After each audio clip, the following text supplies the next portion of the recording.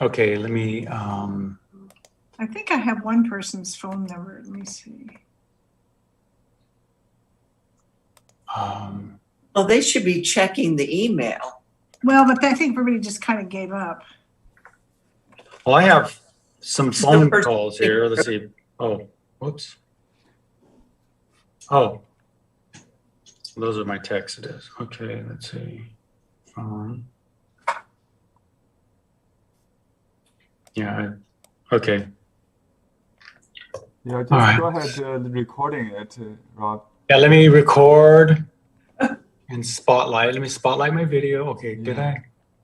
Yours looks like mine with a picture out there. Cool. There's mine. And then let's turn off our videos. Okay, I'll do that. Everybody, let's see.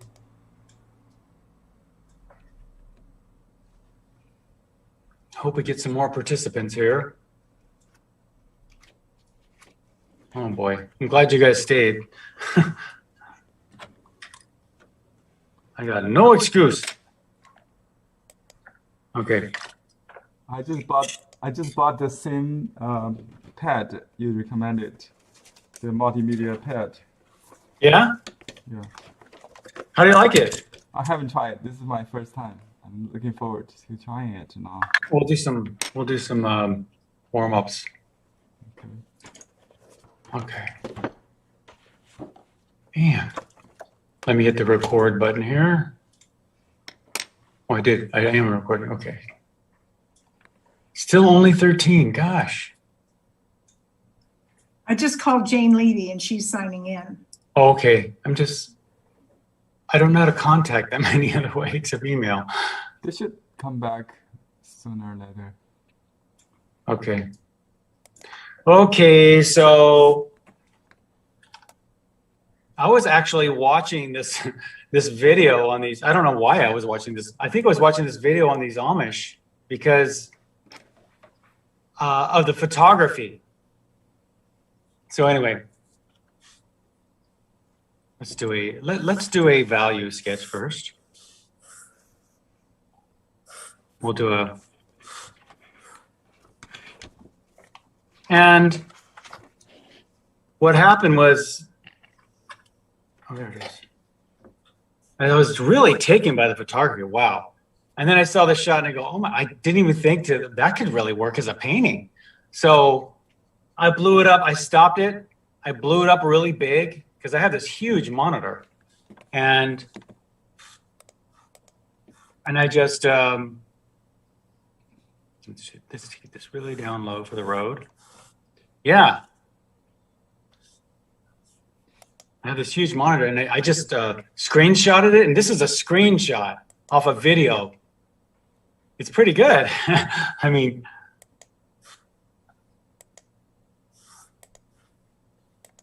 to about there. Things, maybe she's around this area. And I just put her like that first. There's no sense in putting any detail, mostly just for size.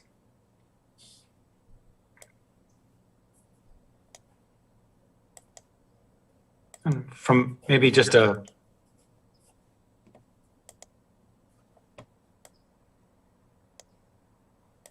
little box for a barn.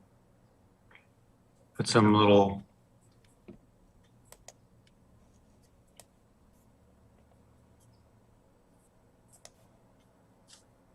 like that.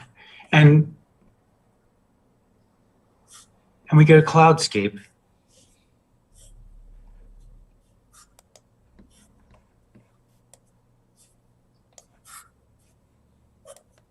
You don't have to draw every little cloud out. We can make up a lot.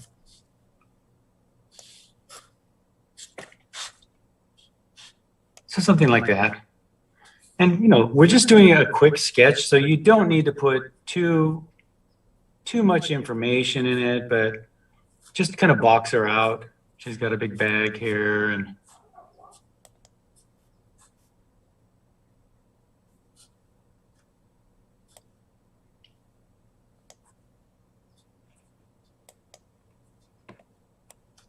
good enough. And let's just go for a value sketch here. So So we have a few more people. Okay, good. Sorry, everybody. It was my problem. Not a big problem. I know. I thought everybody's gonna think I got in an accident or something. Sheesh. Best case scenario, I just forgot. Can you believe that? I'm sorry. Just ultramarine blue.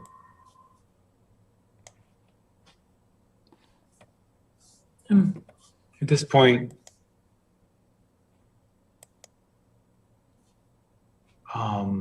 you don't need to think about too much. Just think about basic colors. Notice how light that blue gets as we get toward the horizon. Well, it's very rare in California you see that kind of flatness. We don't see it all the way to a horizon way out there like that. Maybe you can in the Central Valley.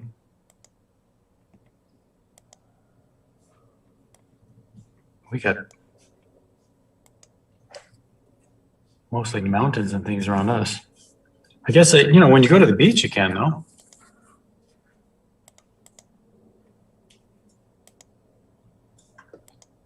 All right.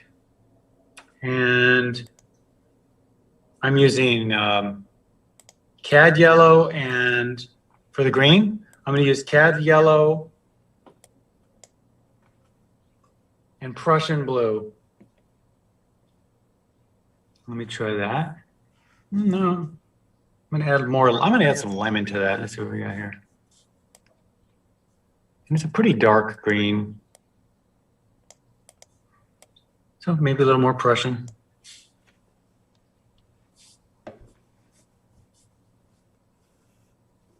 I think what happened when I used the cad yellow is it was a little too gray for me.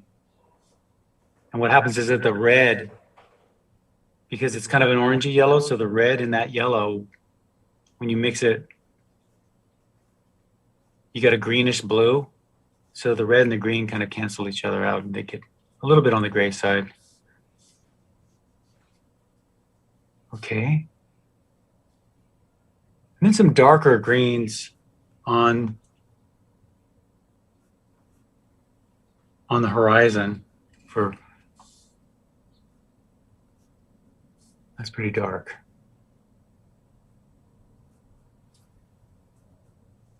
They are very dark over here though, aren't they? Maybe not that dark.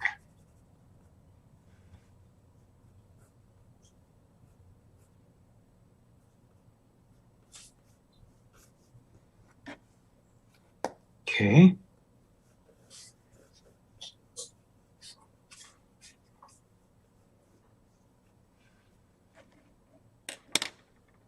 There we go.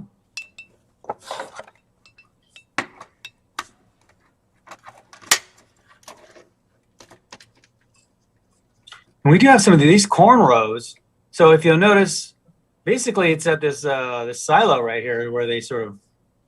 So if you want, we could just add a few of those. You know what I'll do here is zoom in on this. Go ahead and tell me if you'd like me to zoom in too. There we go. There we go. Some of these, and I didn't put any dirt in, but I think that's okay.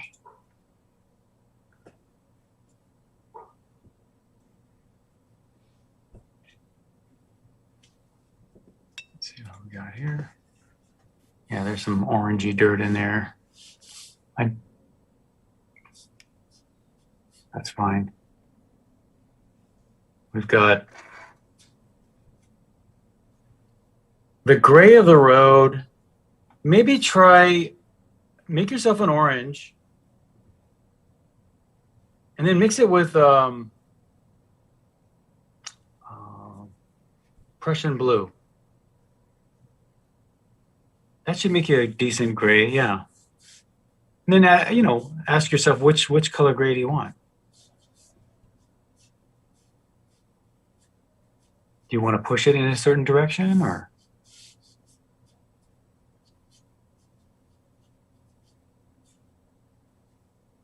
Like for instance, do I want to push it more in the red direction?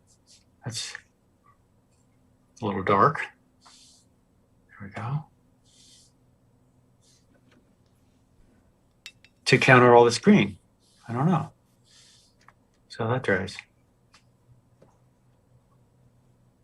Basically, while I have this gray on my brush, if you just extend it with a little bit of water, we can use something like that in the shadows for our clouds. And if you notice, down here, the shadows are actually darker than the sky. But as you get higher and higher, as the sky gets darker and darker, they might even get as light as the sky. In this case, they're about the same. So that's something. There we go.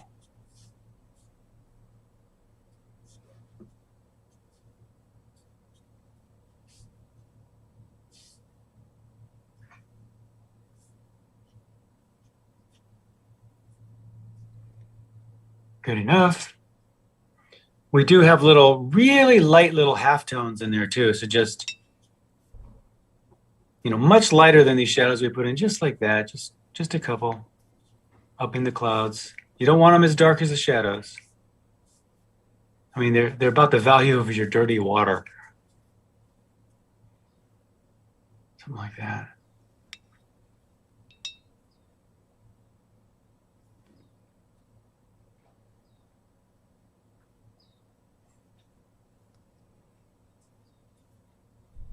Only 16 in here. Shoot. Come on, people.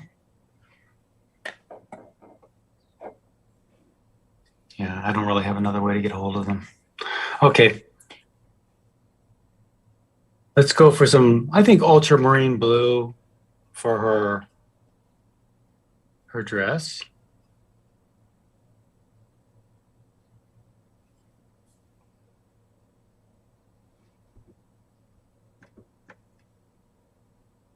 And we'll just leave some.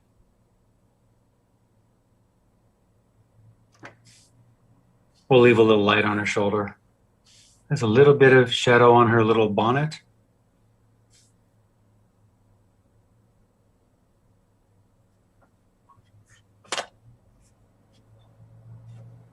What? Oh, I'm sorry. We didn't even do a value study, did we? I'm sorry. I'm gonna calm down here, sorry. I think we don't have time for the value study today.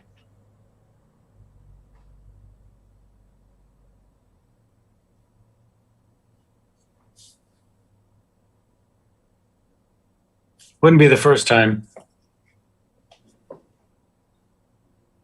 Okay, yeah. A little shadow on the purse, maybe a little bit redder. Maybe if you use magenta and mix that with ultramarine.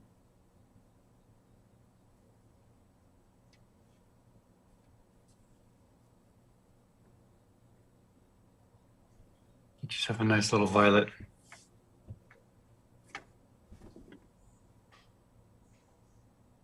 I don't see much of a shadow on the ground under her. I'm just going to put something dark on her down here for her legs.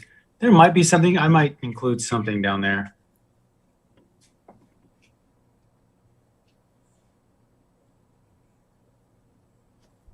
And then we have something a little bit darker in here.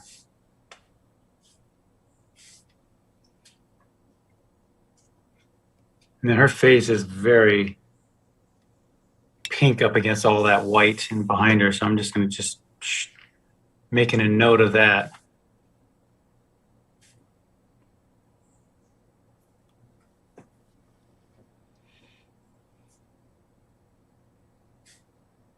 Okay.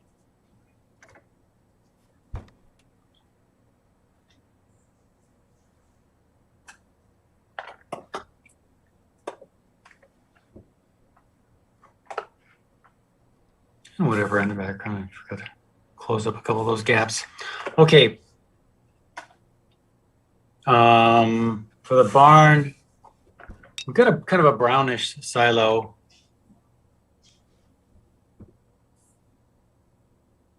Red, yellow, and blue. So ultramarine blue, cad red, and cad yellow.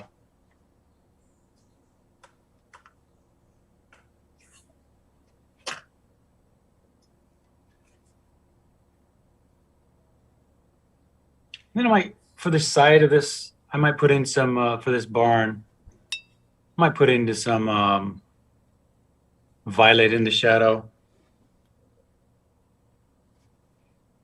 That's ultramarine blue and magenta.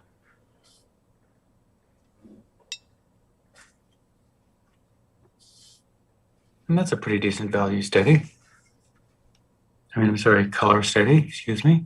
Just pop something dark over there. A couple little darks in places.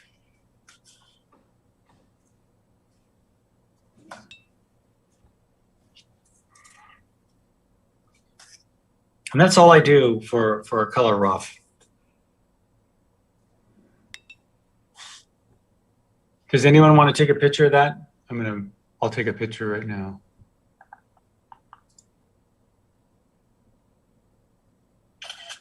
That's just my rough sketch.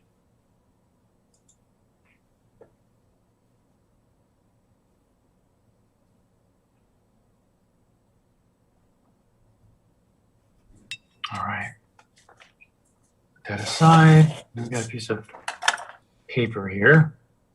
Let's see.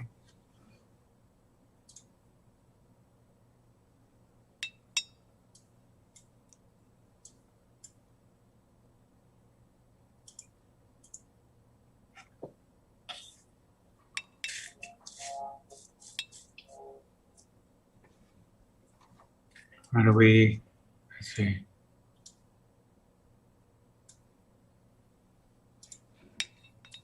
Let's see, whoops.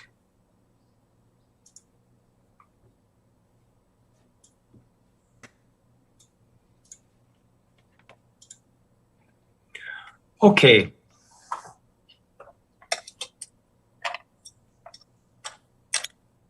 Let's basically, we're going to do this the same.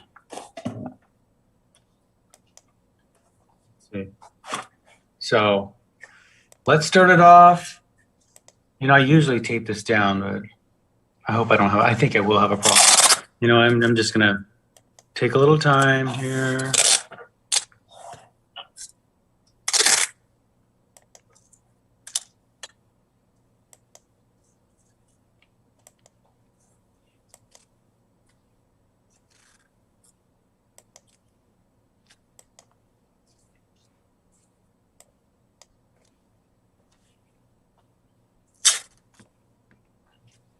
Okay. Good. It'll curl up on me. Usually a good idea to tape it down if you can. Okay, I'll draw this a little darker. Since the road isn't such a big deal, I think I'm gonna just make it a little bit lower. Maybe we can get more field out of it or more sky.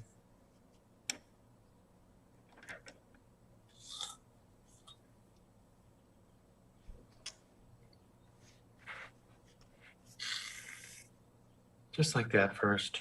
And then just kind of ballpark about how big you want her. Like, you know, she's pretty large. And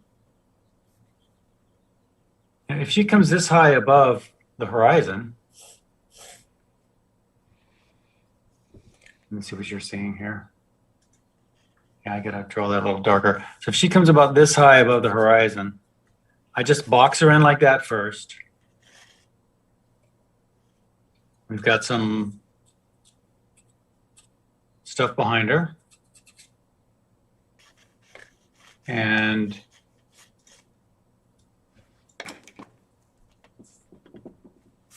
let me draw this a little darker. Oh, I am drawing this. There we go. We've got a barn about here.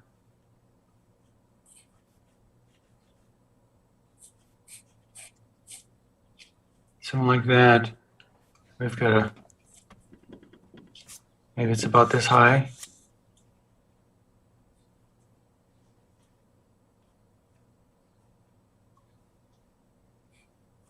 You know, in the front of the barn, it sort of looks like this, you know, kind of goes like that. And then it kind of comes down if you're looking straight at it. Can you draw darker, Rob? It's hard to see. Can you see this? Yeah, I'll do it. There we go. So just make a note of that. Yeah. So that's like that, and then down and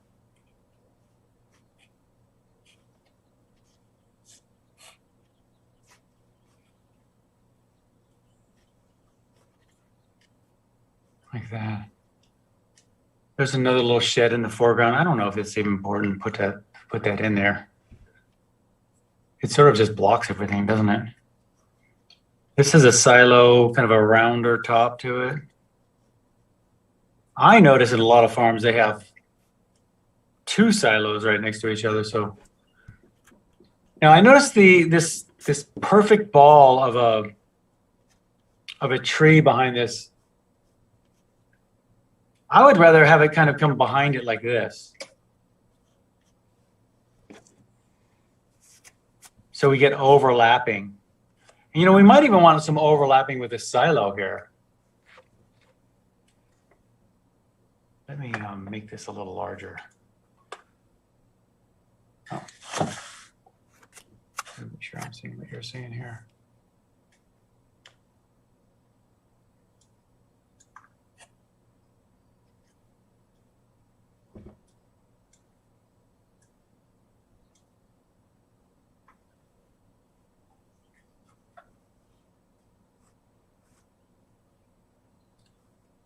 Okay.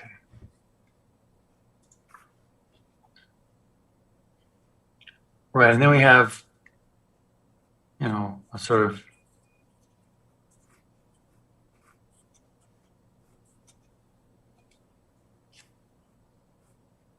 I guess a really big pine tree or something. And some clouds. He's got a nice one back there. You can, it's not necessary that you get all the clouds absolutely perfect.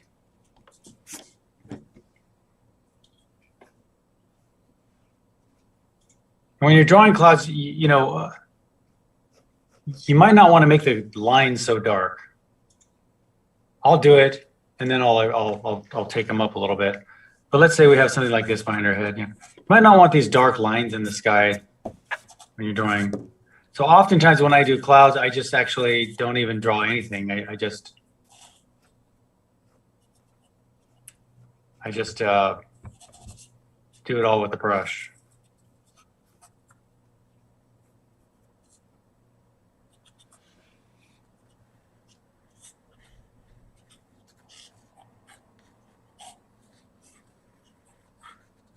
And they get smaller.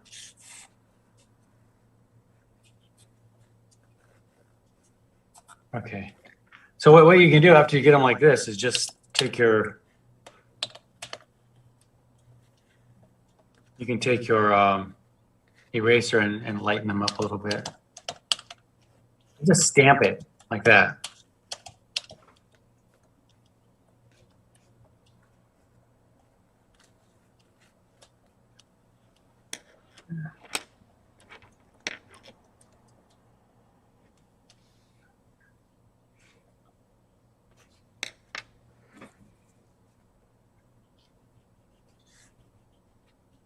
Then here's the thing. If you just use this silo, because it looks like they're all kind of going to the silo. And then just take some straight lines to it.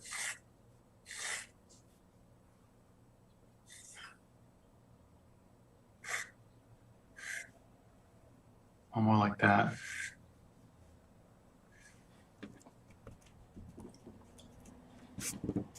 Yeah, they kind of, and then as it gets way over here, they overlap each other so much that you really don't see any lines anymore. Just something like that. Looks like they just turned into grass around here. I think we'll put in a little dirt first as we do these. You know, if you really want to get technical, you could, you know, make this part the grass and then you have dirt. And then maybe on a few of these, we should do that. And then there's a row. So there's our dirt. And maybe a row over there. There's our dirt.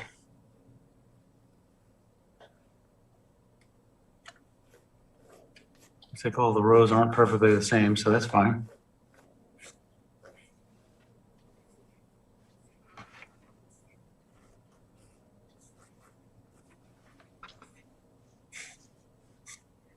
So the flat part I put the line on here, that's the dirt.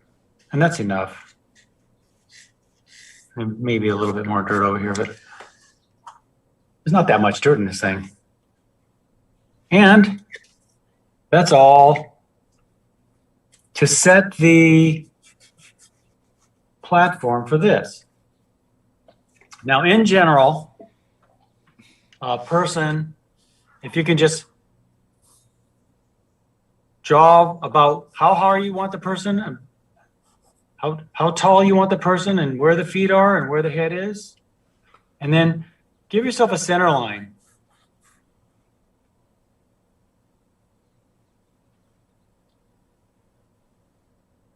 Okay, so the knees should be around here.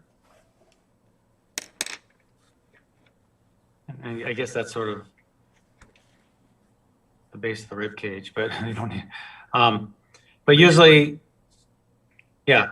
Now, 1, 2, 3. That's 8, right? 1, 2, 3, 4, 5, 6, 7, 8. So that's about the size of her head. And then I come down. I give her a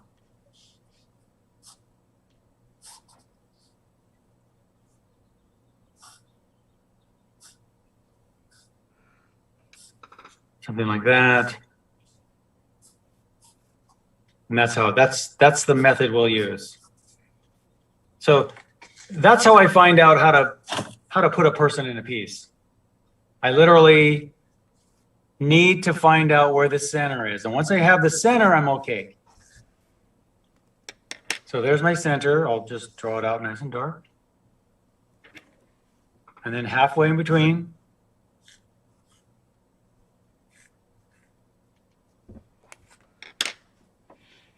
So then I know our head's about this big. And that once you have the head size, you're pretty good. I mean, because she's so covered in clothes and everything, you can't see where her knees are. You can guess, but her knees are approximately here. And I don't think we need any of the other proportions. The center of the body is the hips. Just so you know, that's where your hips are. So you know approximately where our hips are. And then at this point, what I do is, let's just find out our head. So if her head is this tall, about like that, coming up here like this,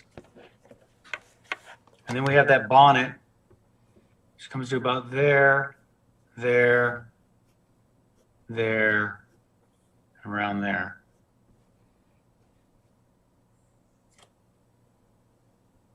Her head fits in like that. And then I take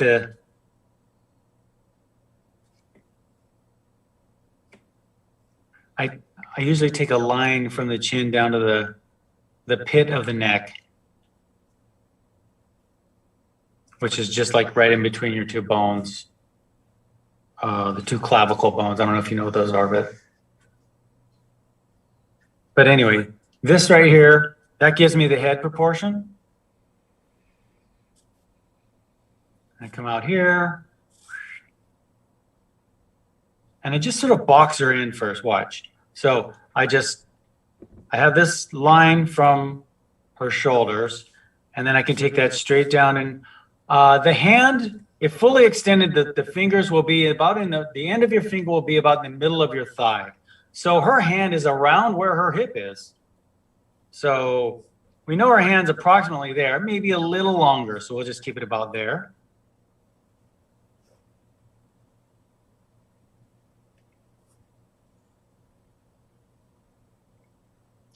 And look at this angle here. So we've got the shoulder and the elbow, right?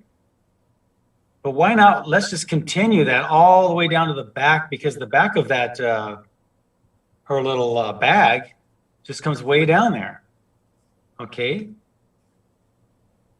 So that gives us that angle. We might want to play with that a little bit, but at least we got that. Then let's say if this is her arm, and then her hand, if you draw a straight line up from her hand, it ends about where her ear is, right around here. So the hand should be around there. We can just mark that off like that.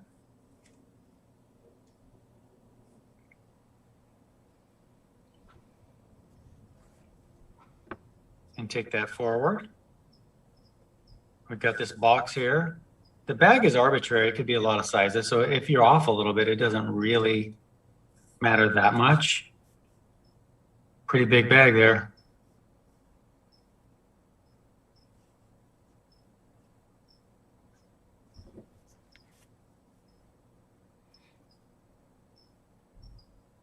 So really just going for a contour drawing here. And yeah, let's cut in now. If her elbow's all the way out here, the dress really cuts quite in. It's like here, and then it blows out.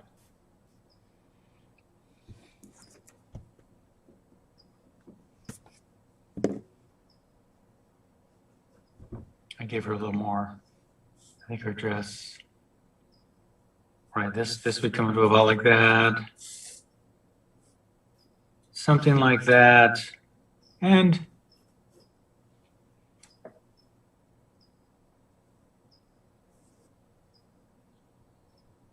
I'm running into a little issue here with the road. Maybe I made her bag a little something big or something. I'm not going to sweat it. And she's kind of standing, when you lock your knees back. So you'll get like the leg will do something like this. It'll kind of go like this, and then really, so underneath the legs are kind of doing something like that. Can you shove it up a little? Thank you. Sorry. Thank you for saying something. So, no biggie. I mean, who's to say her dress couldn't be a little bit longer? But we'll just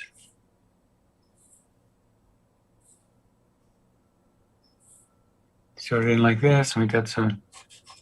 Just see her shoes as like a wedge, basically a wedge shape like that. Let me do that again.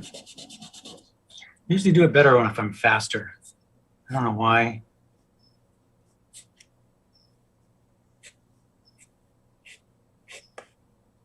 And then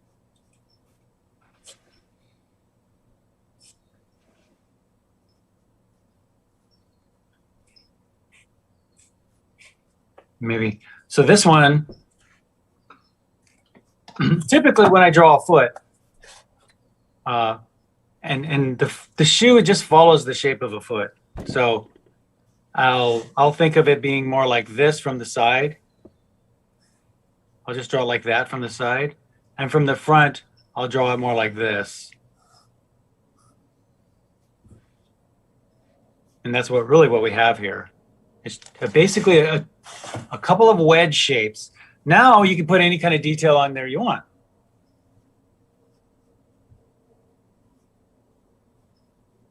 And I think maybe I cut her dress back a little far. Yeah, or maybe didn't make her bag. So this is when you make your little alterations.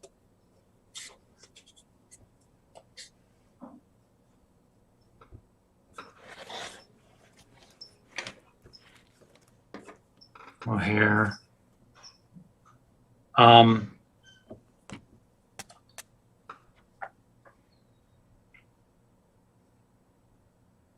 So, and really quick, if you draw a straight line down her face like this, let me make sure you're seeing, yeah. You draw a straight line down her face,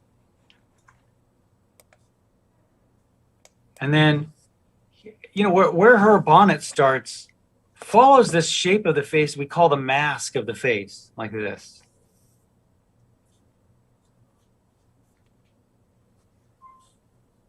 So about halfway is approximately where the eyes are going to be.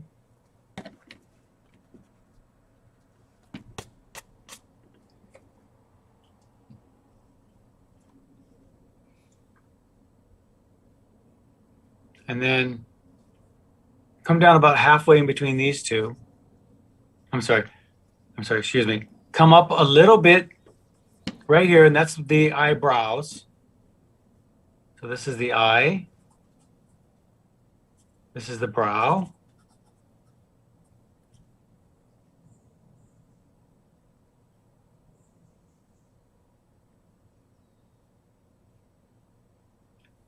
Halfway in between the eye and the bottom, that'll be where your nose is.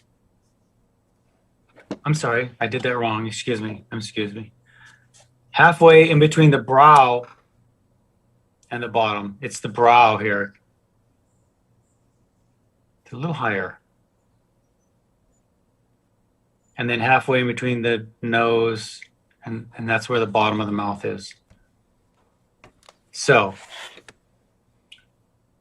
I usually come back, and she doesn't have a whole lot of detail in her face, but we have an eye socket, something like that. Throw it in like that. That starts with the eyebrow. And then the nose will come around like something like that.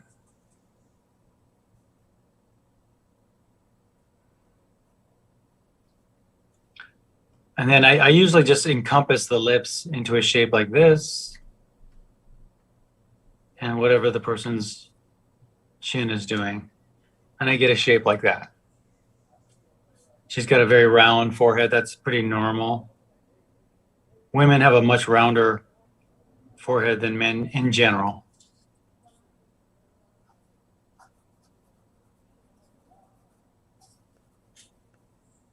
And then we have a bonnet. So if we lay it in like that, I think, you know, that gets us approximately there. And at this scale, there's not as much detail, but I'll zoom in here.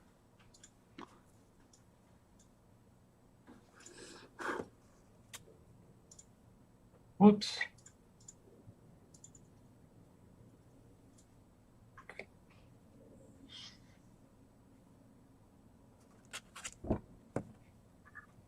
Better sharpen that pencil.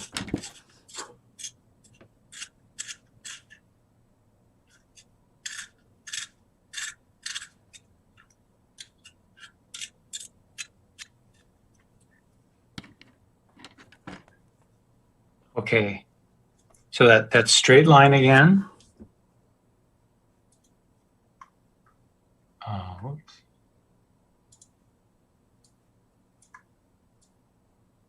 So I'm just getting a better view of her face. Right. So see how she kind of falls into a straight line. And I just go, okay. And I don't usually lay out these lines. You can just eyeball it after a while, but so right up, we're just a little bit above that middle line there. That's your eye. You've got the eyebrow line. And you can barely see it on her.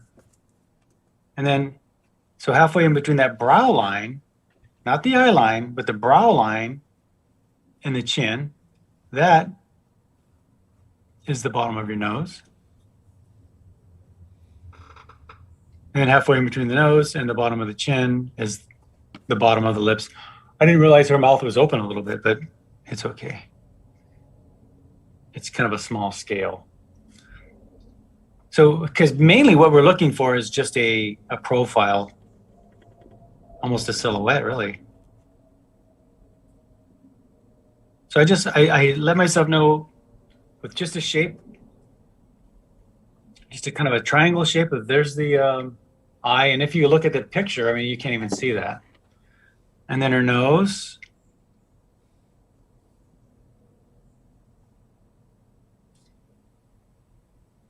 And then mouth.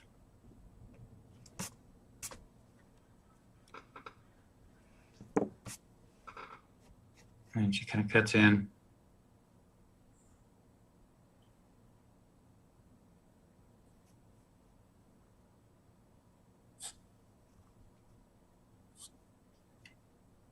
And I didn't bother to put in any of this other stuff.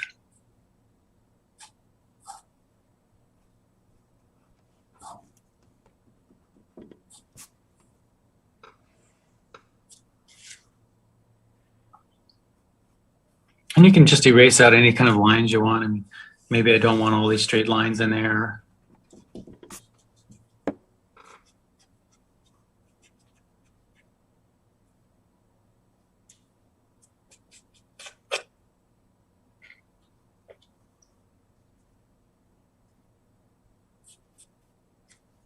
Now that I have her head in there, it looks a little, let's see. Come back out here, let's zoom out.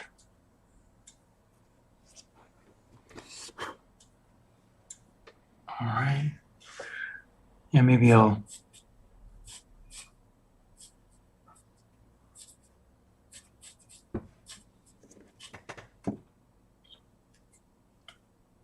just thin her leg out a little bit.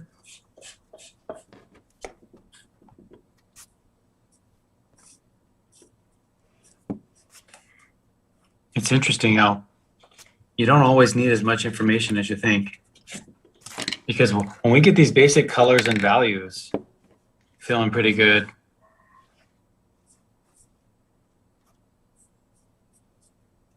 You'd be surprised, you can lose a lot of it just into beautiful, just watercolor.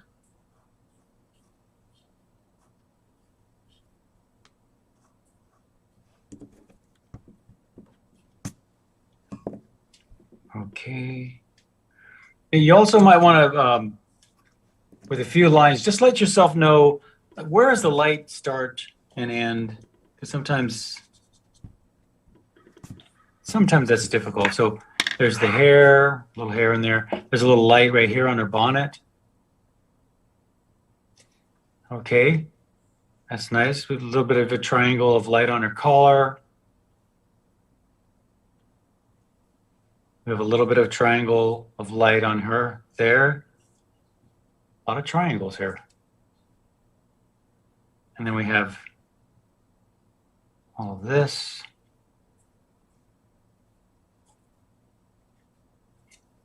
I didn't draw her arm in.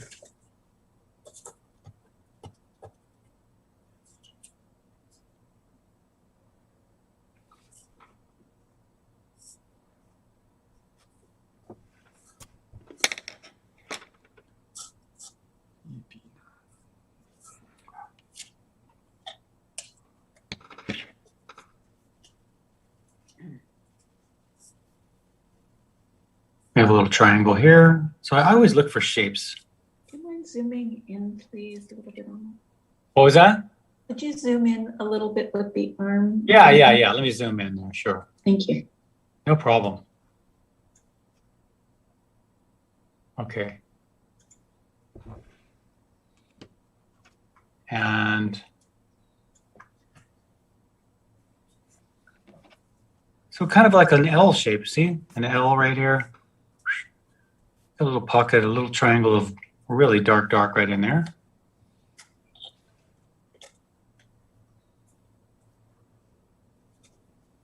See, it starts off with these big shapes and then it ends up with these really small shapes.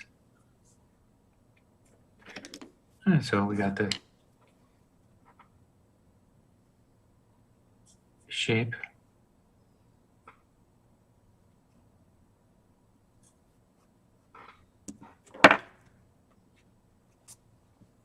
Of the hand. A little bit of a shadow in there. The fingers are not, they're sort of like halfway in between shadow and light. they're catching some light and they're catching some shadow. So whereas the back of her hand right here is catching a whole lot of light. And so that's just has to do with the way the plane is facing.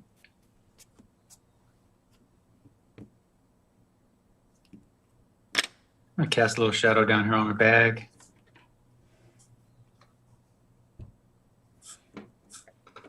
I went ahead and pulled her bag up behind her elbow a little bit more. See how it makes it feel like the elbow's in front of the bag?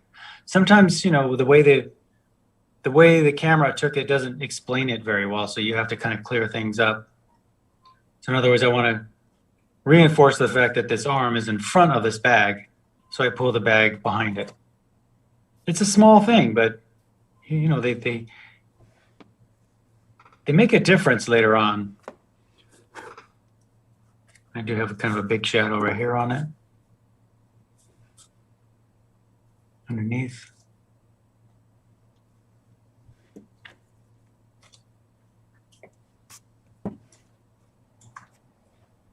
Yeah, a little bit on her dress. Maybe a little bit on her. You know, we can do whatever we want. I like it. I don't like not seeing a shadow on the ground. So I would prefer to see some sort of shadow on the ground. At this rate, you know, the sun's up pretty high. So I'd say the shadow would only come to about here, maybe.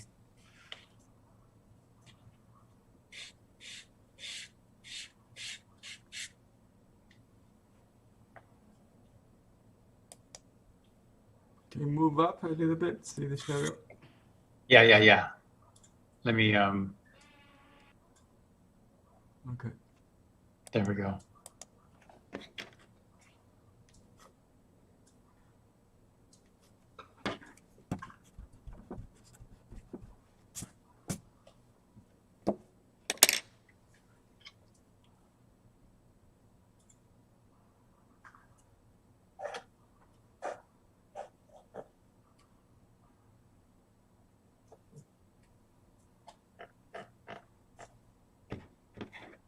Okay.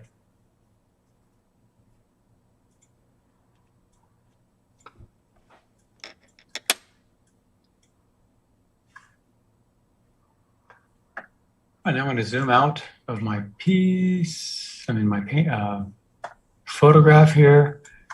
And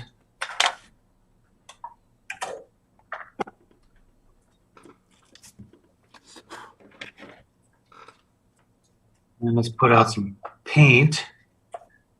Got some, definitely going to need some ultramarine blue. And what else? Yellow. I want some Prussian blue.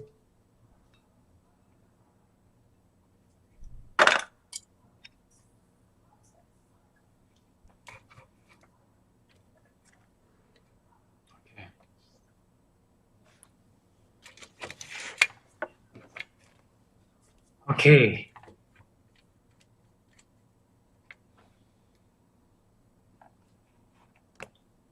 Okay.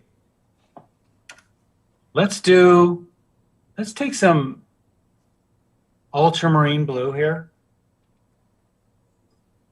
And I'm just going to throw some down here, right around my clouds.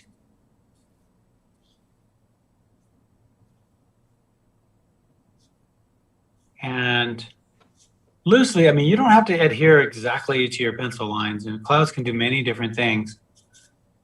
But I know it's not really a landscape painting class, but in this case, it kind of is. And then just keep adding water to it because you want to lighten the blue as you get down lower. I have some blue up. I chose not to include any blue up in this corner. I want some blue here.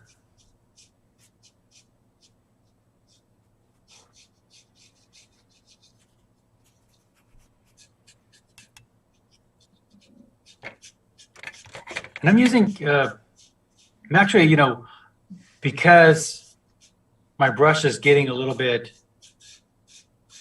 less paint and water on it, it's getting drier as I go to lower, and that's fine with me. Now I'm just adding more water. And it gets lighter. Just gonna keep moving that around.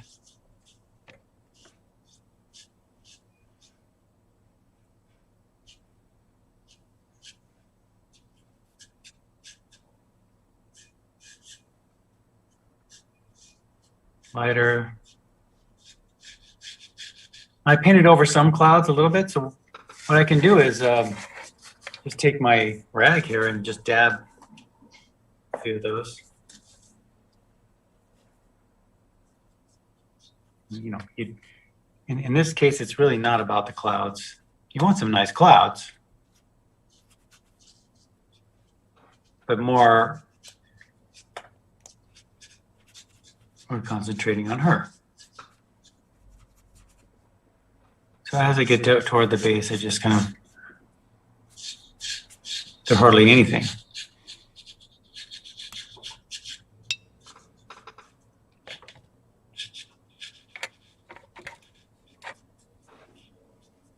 You could add a little variation to your color. I don't know if that's a good idea.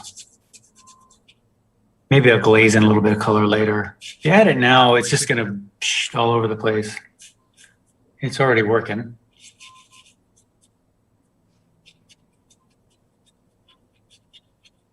I love keeping it really dry brushy and see, like this. With nice loose edges like that. Because, you know, oftentimes what's left over looks kind of cloudish, and I'll like this. I can just come back and hit a little bit of shadow and it's done. We could hit the shadow now. I think I'll just leave it for now.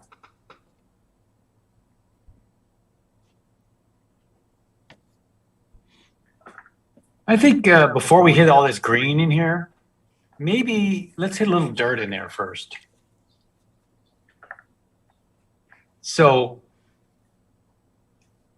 if you take red and yellow, how about cad red, cad yellow, and add a little bit of ultramarine blue to it, you'll get kind of an orange that's more dull. Now that looks way redder in the up here than it does in mine. Mine looks way duller than, I can dull it more though.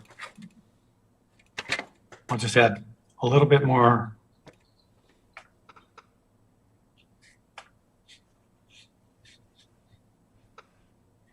There we go.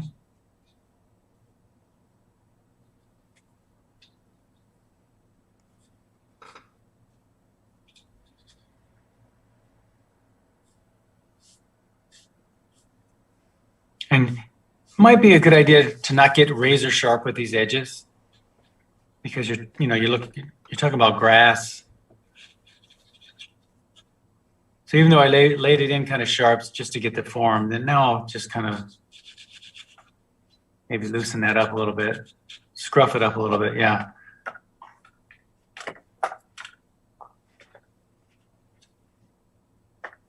And as I say, as we get out here, you don't see as much.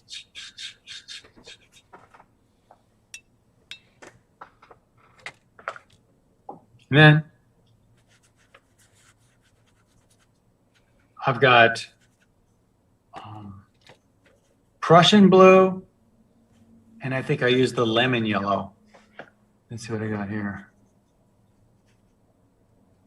And maybe if it's too green, maybe you need a little bit of a little touch of red in there. Why? Because, you know, when you just have blue and yellow without any red in it, it's a little too perfect of a green.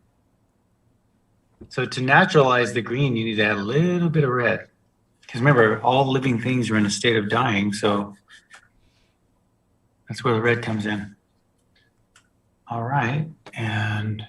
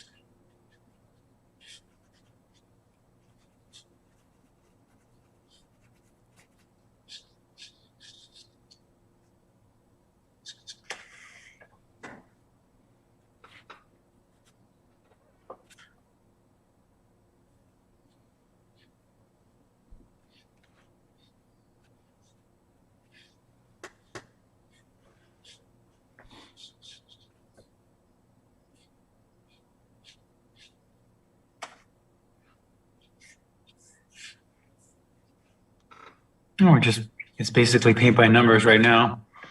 Just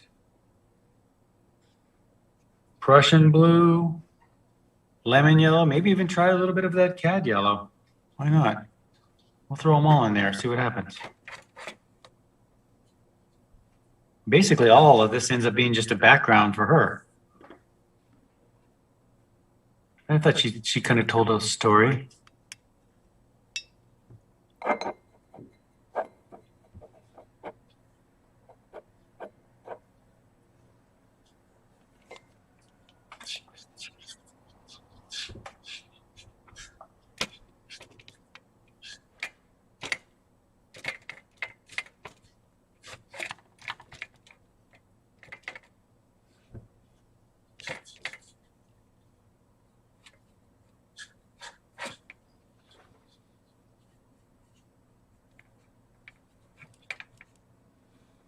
I'm just pulling some things, whatever is growing up and over the dirt a little bit.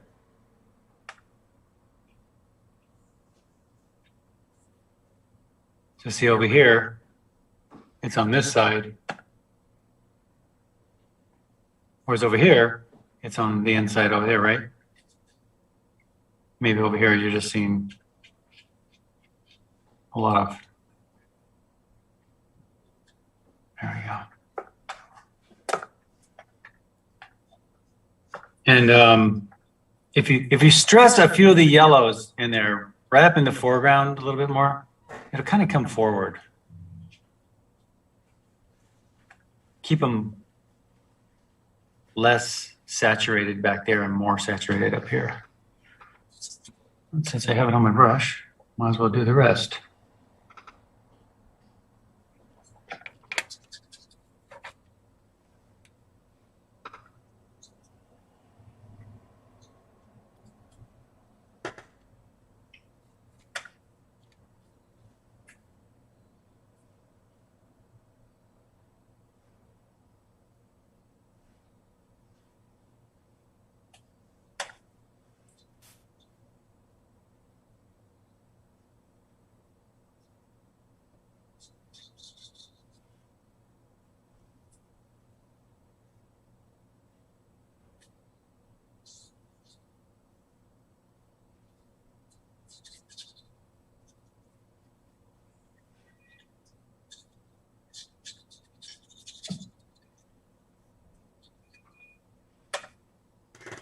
And like I said, hit some more yellows in the foreground.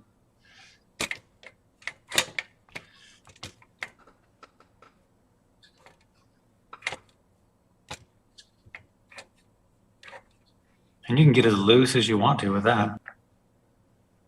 But as we hit some of these trees on the background, I want to get grayer with the green. So I'd mix up, it looks like a little bit darker green.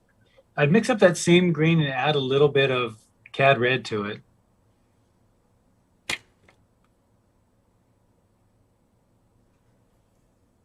That should gray your green. And I'll start with these ones because they are a little bit darker. Now, if you notice, I'm holding my brush back like this, and I just kind of set it down on the side a little bit, and it just, watch, it just kind of dry brush. Go around little circles. I'm seeing a lot of little circular things, so like that. Get yourself a nice little dry brush edge. Same here. And then bring it down to the horizon.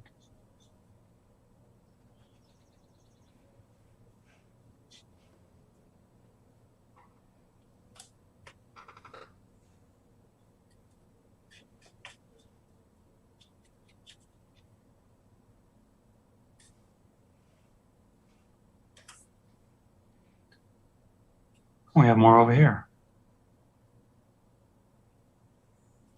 As many as you like. I do break up the stagnicity of the line there, so.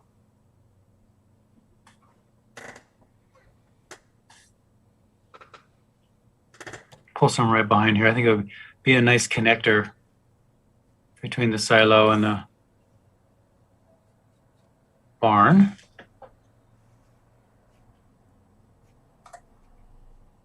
That's a little dark, isn't it?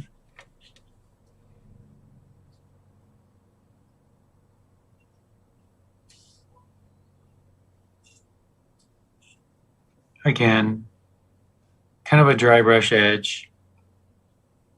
This is where the texture of the paper and the dry brushing can work to your advantage here.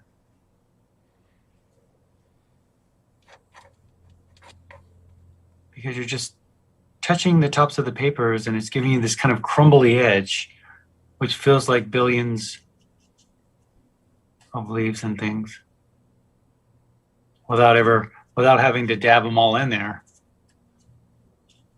Just like that.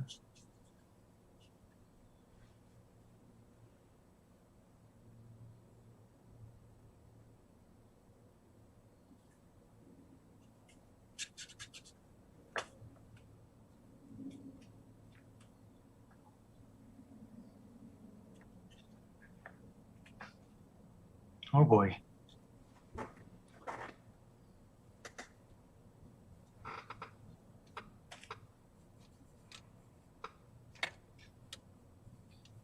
And so I'm thinking about this gray down here.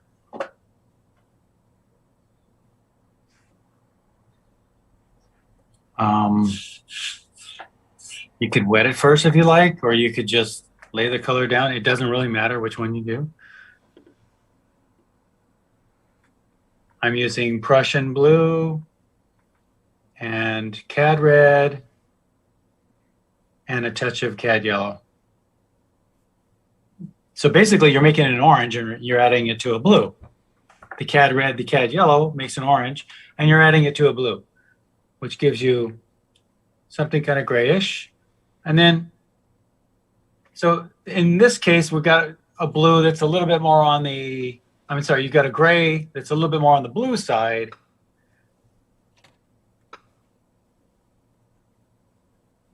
And I have too much red in it, so I keep adding blue and somewhere in there. So let's see if I got enough here. Yeah. And that's plenty because it's a lighter value in general than the grass. So yeah, I need to add more water to this. Let me get it around her shoes first.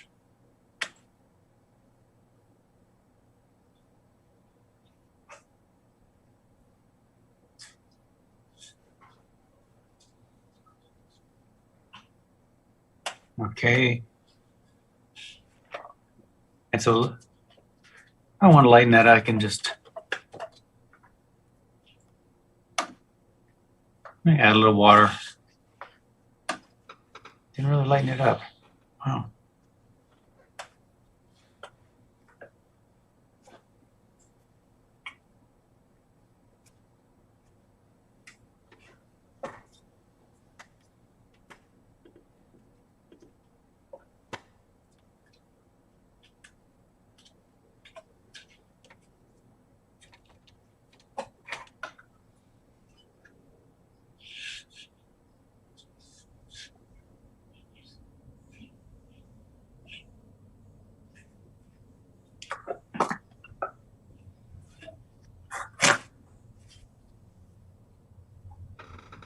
So this is what I try to do is just cover my big masses.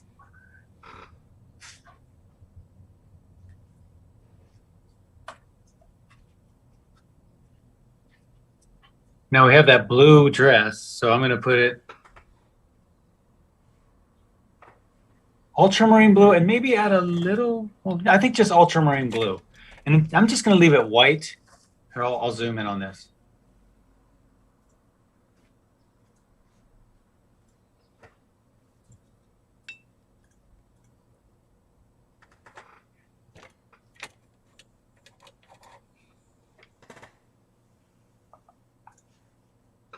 Okay.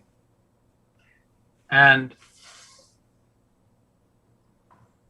just going to leave it white where the highlights are. I can't really see her very well. Let me zoom in on her from. Okay. Yeah. And I'm just using ultramarine blue. It's very, I mean, it's a much darker version than the sky, but not all that much different of a color. She's not catching a whole lot on the shoulder. Thought she would. Okay. Just one value all the way down the wrist. Here.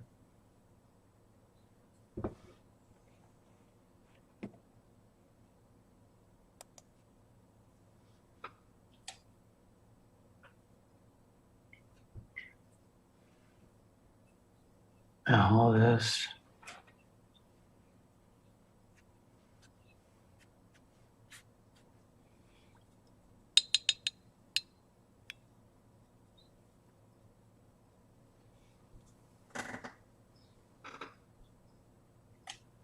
See how flat?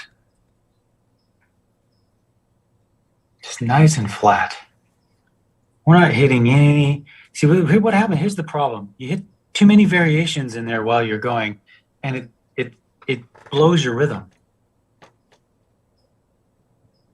This right now, we got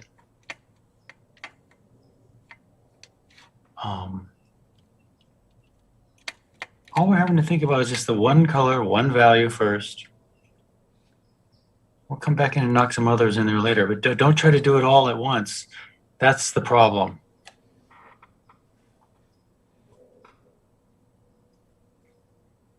Now, there's a shadow on her shirt and a shadow on the bag. I just group it all into one big shadow like this.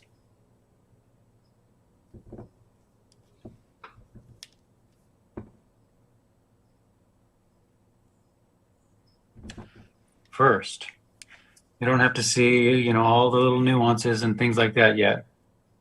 I know you see them, and you want to get into them, but it's better that you just keep it simple. Like, see how simple this is. Let me shoot this out for you too. Really see. Look, it's doing its job already. We'll hit some darks in there and some details, but the basics are working, so that's all we need. Get into that bonnet a little bit. The bonnet is, it's whiter. It's a lighter blue, so I just add a little water. I'm going to use that same blue, just ultramarine blue.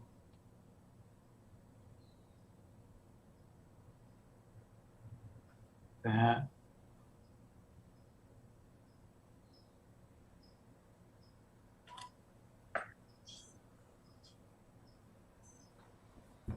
Let that tack up. And it might be tempting to want to do the bag right now too. I mean, it's very much the same value as a lot of this, but it's more violet. I would hold off on that because it's going to leak into all this. Just hold off on it. It certainly could get away with doing it. I mean, but let's leave all this for now and let it tack up a little bit. Then we'll come back after it's a little drier, a little more dry. Let's go check out this barn here.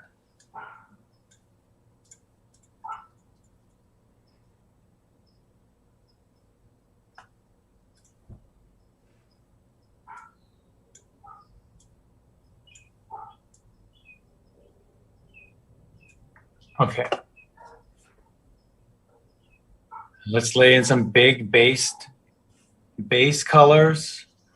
I think I want me a red barn. I don't know. I like a red barn. Sheesh. I want to do it.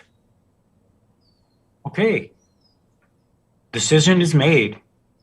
So, because the light's coming a little bit from the left, and you can tell by the light on the silo, so it's mostly light on the left, shadow on the right.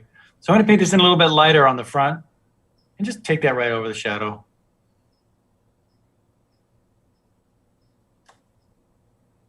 That's all. For the brown silo, sometimes they're all silver too. But for the brown, you could leave that line on there if you like. It's up to you. I'll leave it on there. I just used red, yellow, and blue. It's the same colors I used in the road, but now I add a lot of red to it. So it's Prussian blue in this case, cad red, and cad yellow. Now I add a lot of white to a lot of water to it over here, like that. On that light side, a little bit darker than that.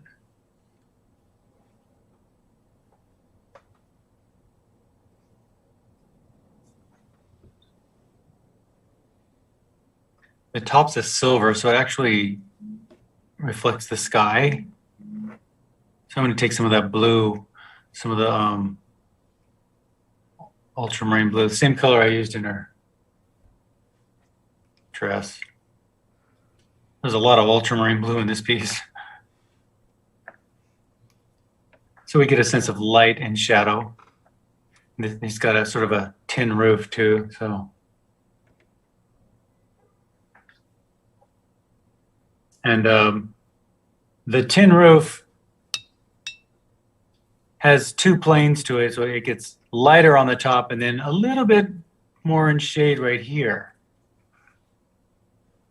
It's, I think maybe I want that a little touch lighter. So I add a little water and tag it with my, there. That's about what I was looking for. Remember with watercolor, if you're too light, you can always make it darker. But if you get too dark, it's tough to make it lighter, but it's not undoable.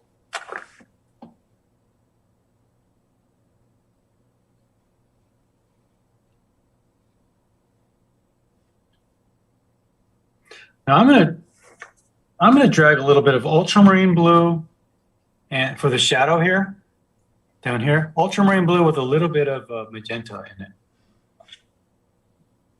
Get kind of a violet shadow.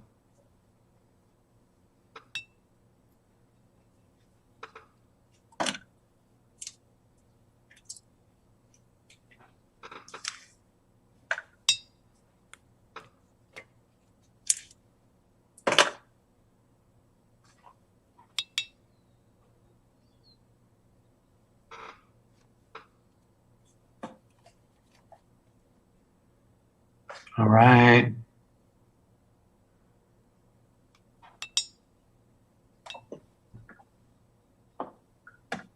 I don't want to get too much saturation of color this far away in general, but I think that's going to be okay. And if it gets too saturated, I might glaze something green on it or something, but that'll gray it. But I'm going to take that same shadow under this roof line over here and just give myself a little something in there. And this is small. I mean, that's my finger, so.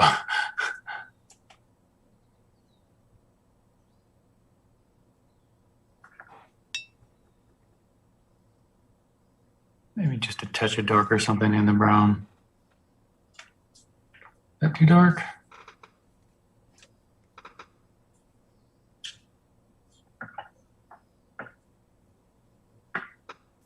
And so this is how flat the bottom is to this. This one's kind of better. So I just try to mess that up a little bit because there could be things up in front of it.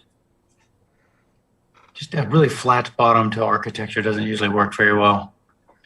You take things up and over it. Just kind of want to, I call it tucking it in. Put some stuff over the front of it like that. Could be bushes. like wheelbarrows, and all I'm looking to do is disrupt this hard line at the base. And that one's nicely, it's not that big of a deal, but there we go. Okay. Let's get back to her now. She's all set up.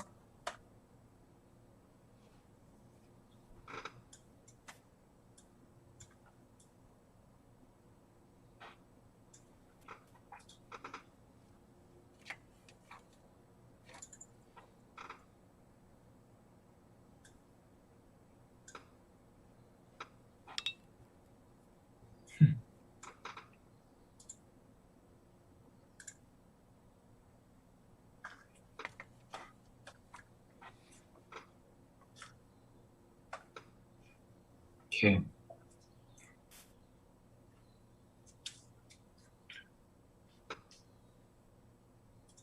Notice how I'm saving our skin for last.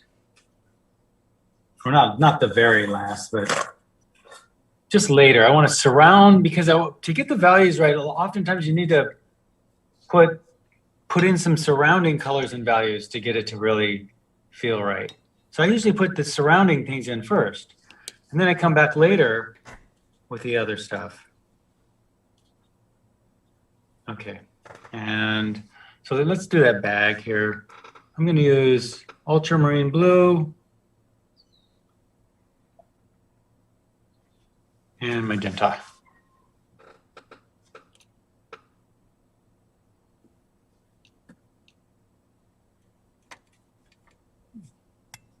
I want it to be a little bit more colorful than that.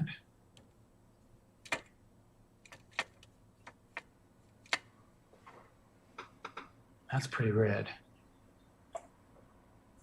Let's see what we got here. Oh, too dark. That's what I get for messing around. Okay.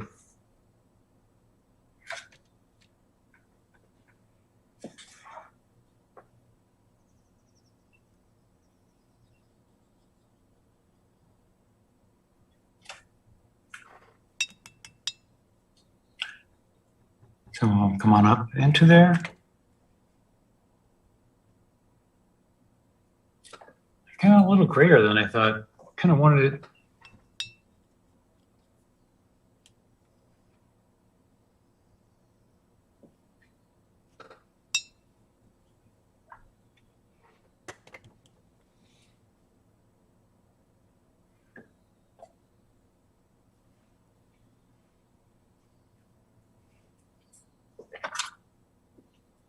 Maybe a little more magenta.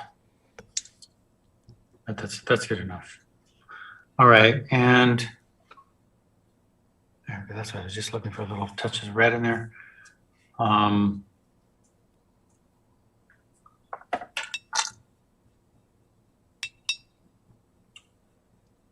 Let's mix up, okay, let's take cad red, cad yellow, and ultramarine blue. You can make up an orange, because her flesh is kind of orangey.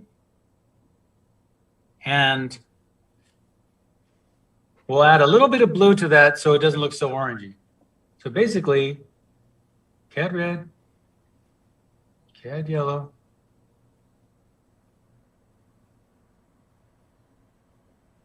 make that orange, a little redder. If I put it down full force, it's just going to look ridiculous. So add a little touch of blue. The blue will gray it a little bit.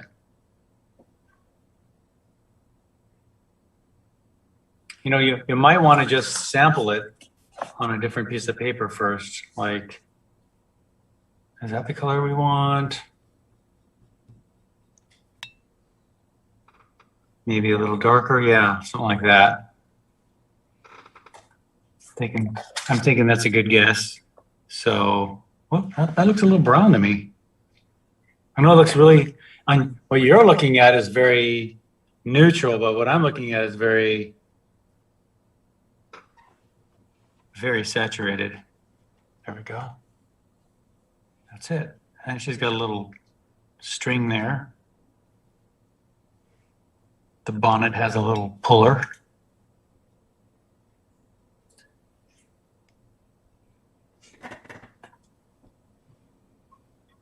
I just go right over her hair.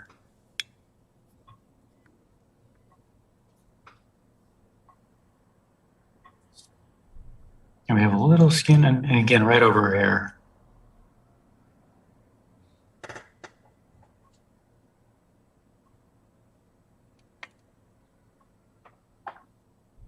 Oops.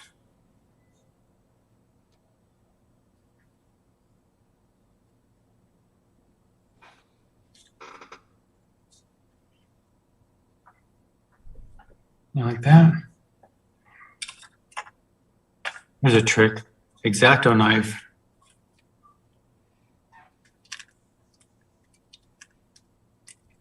And when it dries, I can play with that contour a little bit with the X-Acto knife. That's so small. Okay. Same color in the shadow of the hand here.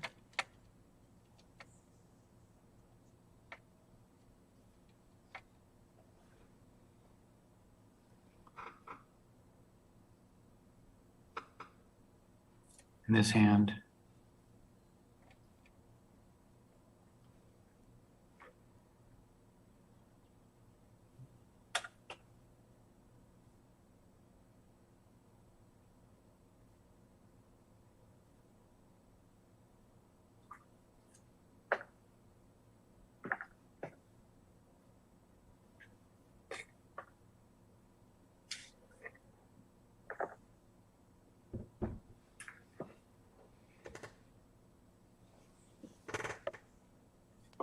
And they could really just thin that out.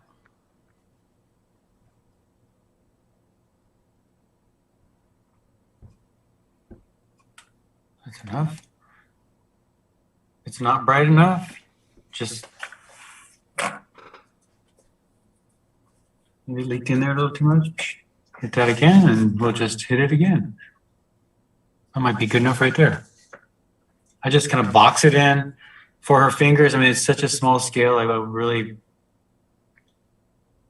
just keep it very, very basic.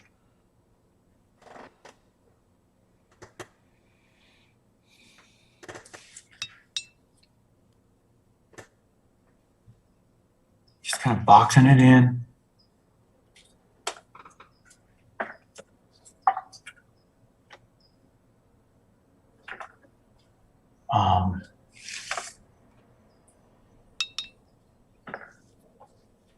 Put her socks in there. Like use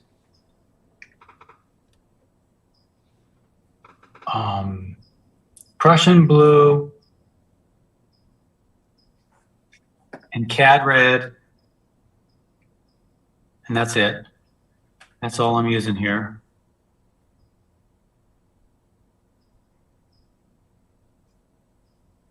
Get a little bit of light there on the side, not too much. A little bit of light hitting the shoe.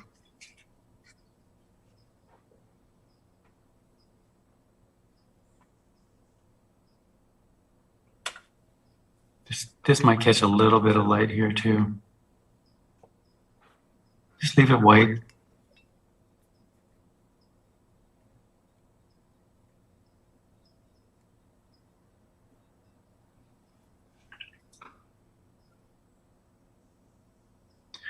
And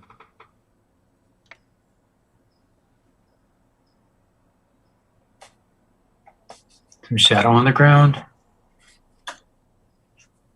Maybe I'm going to go with straight ultramarine blue. Over this gray, it won't be so saturated, but it'll be nice. You know, maybe better than a just black or something, you know?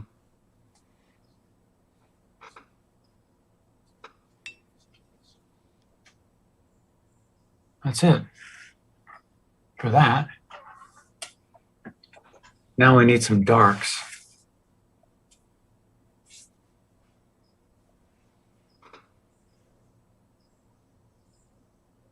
You know, with my darks, I'm going to come in with ultramarine blue and a little bit of magenta in it. Okay. Just to vary it a little bit. So we don't have just one color, you know. Put something in there. Something there. A little bit of something. You know, you're usually going to get things like way back here, you know, underneath things and like tucked in and under things. You're going to get something kind of darkish. This one kind of pulls around her a little bit, around her. And then we have the other side.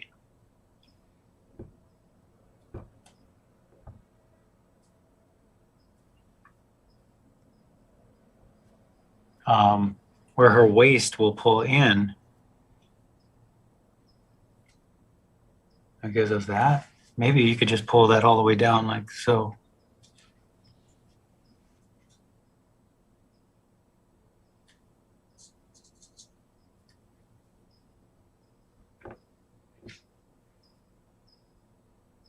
Like under things, always under things. So under the collar.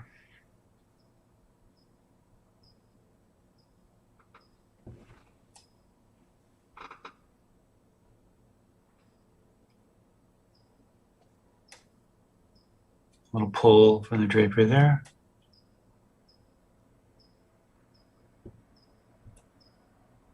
Just looking for a little a sweep here. Does get a little bit darker on the edge as it comes in. I know she's only got a little bit of light there, but I thought I'd make it a little touch bigger.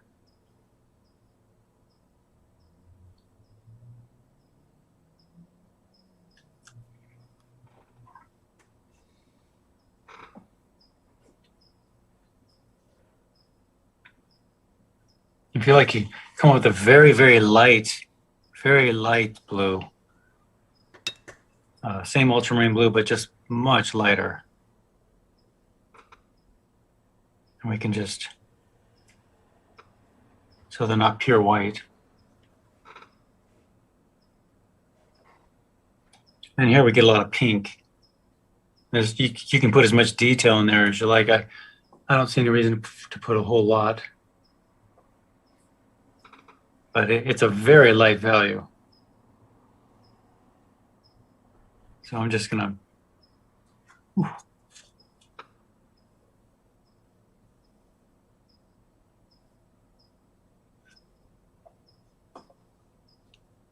there we go.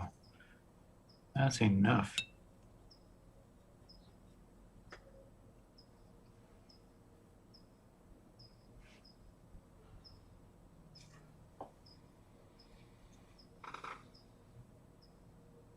Maybe a dark brown around her face for the hair. Red, yellow, blue, ultramarine blue, cad red, cad yellow.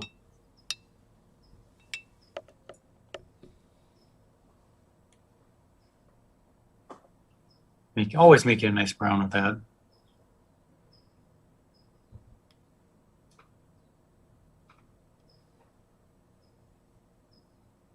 Oh, hair isn't that big back there. Oh well.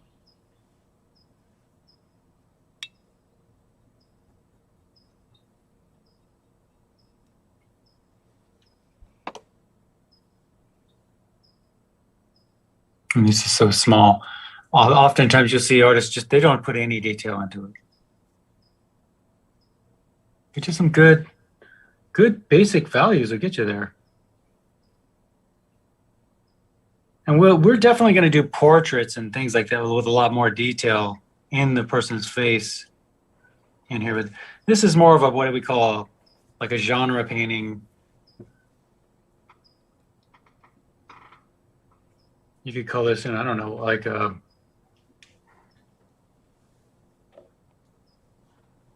American something. Americana. Nice dark under here. See what that does? A little bit of dark right under the arm, right under the hand. And then the shadow will get lighter as it comes out away from the object. In this case, the arm. There. Just a nice little dark pop, a nice little pop, see? Give it a nice little dark in there. And then look for all those nice darks. Right under here.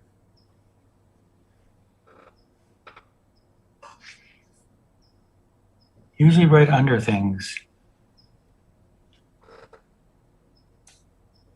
Hey, her shoes are probably a little darker.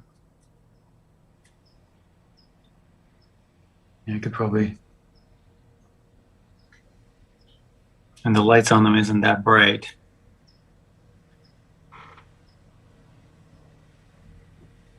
But I kind of wanted it to show a little bit of form.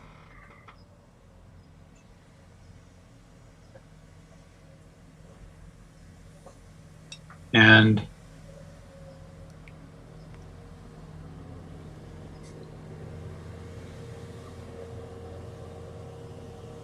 something dark down there.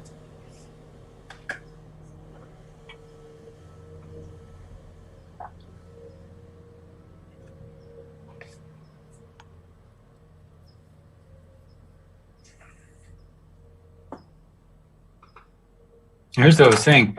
You can always come back and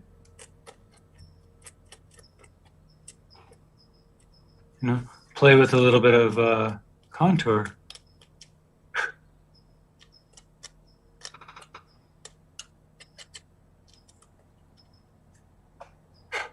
Much as you like. But really the test is there.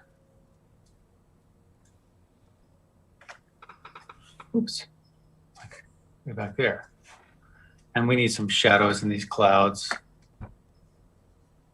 And some shadows on the, they don't look right unless they have a little bit of shading. I'll show you. We've got some green shadows. So I would just make your green again and then add some blue to it. Like ultramarine blue. See that photograph here?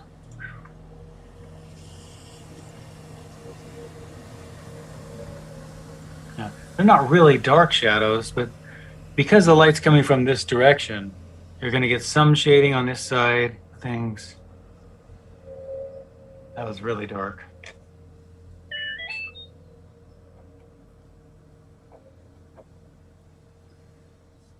Sorry, I didn't turn off my thing there. Probably someone saying, "Hey, you blew it, dude."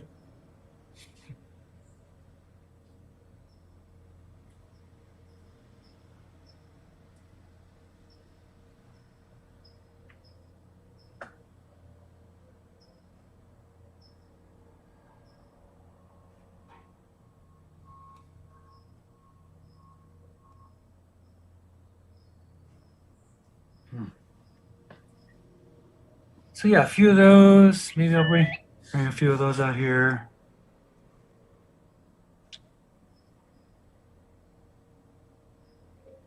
A few out here. He's got a little bit boxy on me, which just means I need to disturb some edges.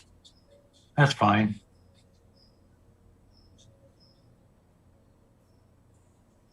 Some clouds.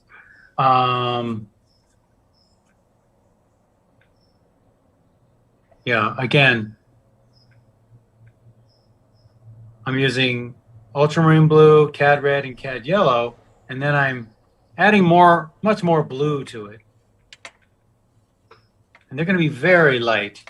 And think of, they're very similar to the color we used in here, right? Now, can we get a little jazzy with it? Sure, but let's just throw in some shadow color like that first. And then at the bottom, if you can think of these clouds as just big big cotton balls. So one side's in light, one side's in shadow. Right now, I have a kind of a hard edge in between my light and shadow. But if I take a wet brush and just disturb that edge, okay,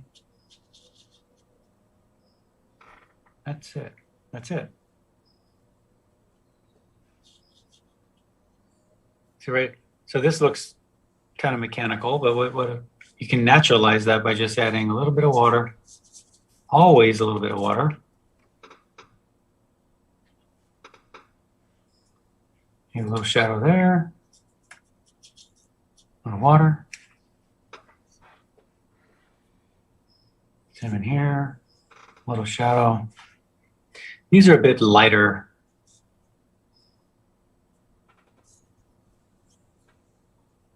And, you know, there's plenty of room to add some different colors in there if you like. If you want to get more colorful with your shadows, throw a little magenta in there, throw a little, you know, I'll throw a little bit of, yeah, see, just a little bit of, what do you call it, just violet. A few of those. And just tagging little shadows in there.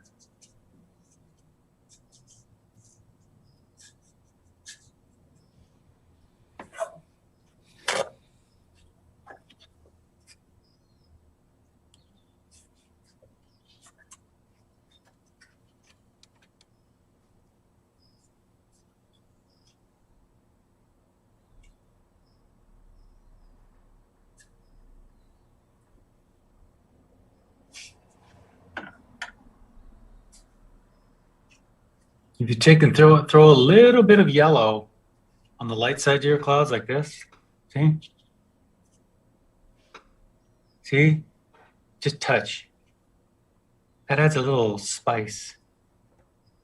It's like adding a little bit of lemon to your salad or something, you know? Just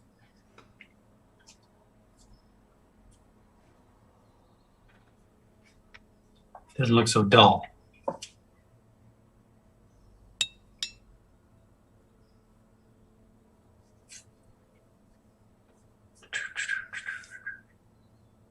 And I left my lines, but oftentimes when I do my own, I'll really erase those out, or I don't even use them at all. Now, can you erase right through watercolor?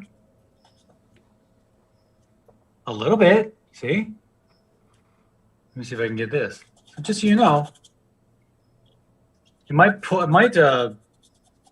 discolor your water. It might actually pick up some of your watercolor a little bit, but you know. So there's a little trick.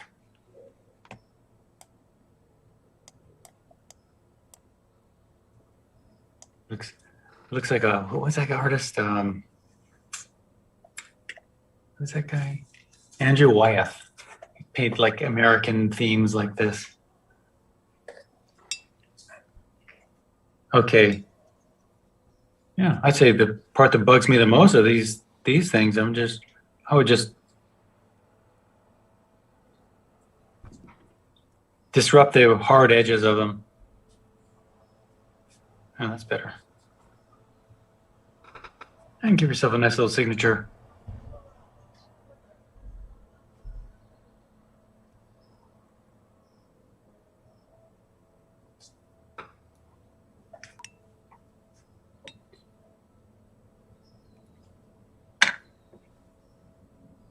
Okay, fun.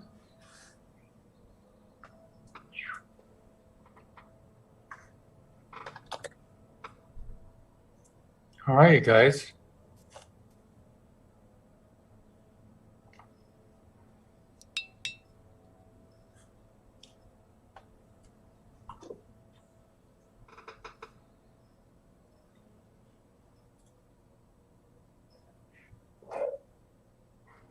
Let me get some water. I'll be back in a second.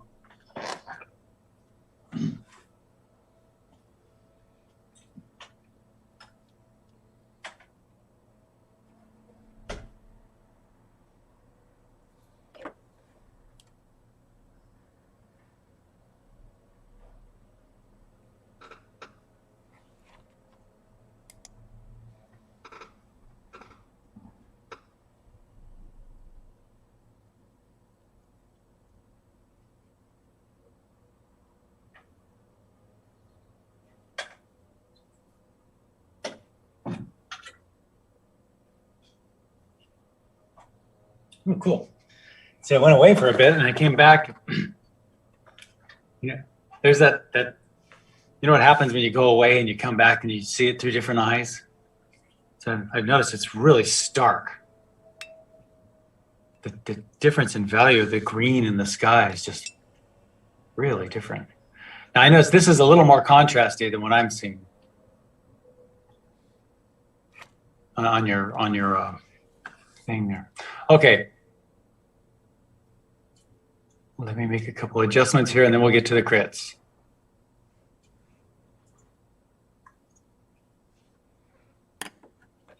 Let's see.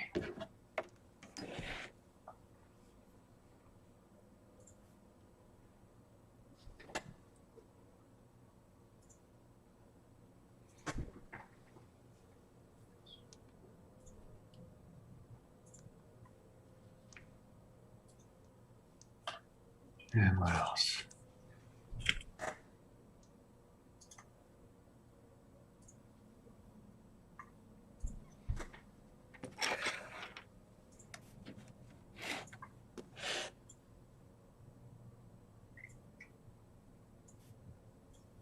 Okay. Where's I got a screen share.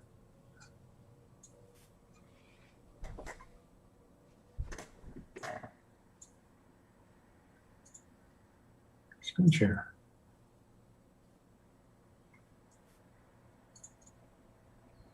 Okay. Now, I think Jane is first. Can you guys see that? You can take yourself, you can unmute yourself now. Oh, What are we supposed to be seeing? there's Joan. Okay, I hear you. Yeah. What'd you say? You're supposed to be what? What are we supposed to be seeing? Oh, you're not seeing my email? I don't know what it is. Yes. I looked at your email. Are we supposed to send you a picture of what we did? Oh, I'm sorry. Gosh, yeah. Yeah, some people are already sending me photos of you're going to see here in a minute. So just go ahead and send me a photo. Just take a photo of what you've done. I'm sorry for the new people. I've got a lot of apologizing to do today. I'm so sorry. I completely got blindsided. I've never taught on a Thursday morning. And so I usually go for a walk and I'm such a creature of habit. I went on my walk and then I practically fell down. I said, oh no, Rob, today's Thursday. And I had to look at my watch. It really is Thursday? Oh my God. So anyway, I'm so sorry, everybody. I really am. It's purely my mistake and no excuses.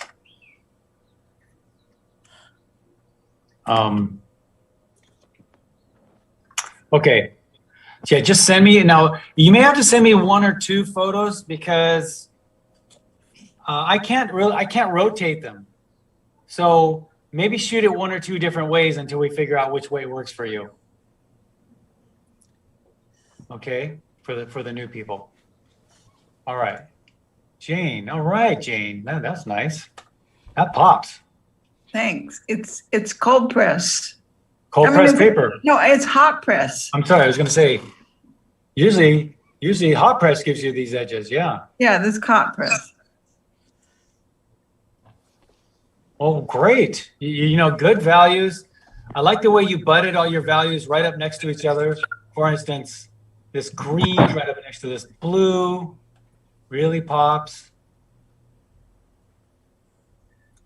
The smudge on her chin is new. It wasn't like that originally. But Well, those can be, you can be, yeah, I wait for them to dry and then I'll make adjustments. Yeah, I can clean that up. Yeah. You know what I like too? You put her standing on dirt like a country road or something. I like that better than the road. I think I'm going to change mine to brown. Yeah, that makes sense. And you have a couple specks in your sky that look like birds, and maybe we should have put some birdies in there. Oh, probably my dirty screen. Yeah. My dirty camera or whatever. You know, it's probably paint that flicked up and hit your camera. Yeah. All right. Yeah, you know, really, in the end, it's mostly edges and things. So if I had to say anything, you know, maybe this edge right here, where it meets the grass, I might fuzz it a little bit, you know, just with a little wet. A little wet, yeah. And this white you put down there is kind of nice. You know, it was like that in the photo too. Something about a white though, I wouldn't mind some sort of shadow being on it, cast from something. I don't know. Yeah. I look for, you know, maybe a blue or a blue-gray shadow. There's some sort of roof. Something, I don't know. Yeah. See the way that kind of looks? So, Yeah. I think about that. What do you think about maybe some shading in the... Okay, so if the light's coming from here... Right. We'll have shadow on the dirt, huh? Yeah, on the dirt, probably. Some, and the grass and the dirt. I wouldn't make it very dark. Just something, you know, so they feel more integrated into the land. That's all. All right. You notice I'm not critiquing your figure that much because there's really not that much, you know. Maybe a little more shadow on the ground. All right. Well, it's fun. Thank you know. you. Thank you. Thank you, Jane. All right. Moving along here to Charlotte. All right, Charlotte. Wow. Well, the barn grew and she shrunk. You know, it feels like it's more on a hill. I like it. She's just like not tall enough, but it's okay. It was colorful for me. No, I mean, it feels like she doesn't feel out of proportion. I She know, just but she feels, is. huh? Well, I don't know. I don't know. It's just a peculiar situation. Yeah, this looks, they call it forced perspective. So it looks a little more, you know, dramatic, you know, like the face of it's more like up on a hill, you know, so you're kind of looking up at it, you know. It's cool to me. I think it's kind of dramatic. I just loved your figure. I just Thanks. didn't do mine as well. It's too tiny. I'm on a tiny piece of hot press. Oh, really? Okay. Your color's great. You really, let's get into this here. Let me see Well, here. she has sunglasses on, I think. Oh, yeah? Yeah, that oftentimes happens when you put in the eye socket. Oftentimes it feels like sunglasses because there's no room for any detail in there. But you got some nice looking color. Like a cerulean blue and maybe like a rose or something. Opera, and I think the color saves the picture. Yeah. My painting could use some opera. Now, right here, she feels like she's standing on top of the shadow. And that's an easy fix. Just maybe take a little shadow over her shoes a little bit back into here. Oh, yeah, that makes it a little better. Yeah. I mean, you know, small. There's nothing wrong with this piece. It's just anything small or any kind of a pointer I could give you. I like these little like smacks of red and little. See what she does, everybody? See that? I like to do that on my paintings. Yeah.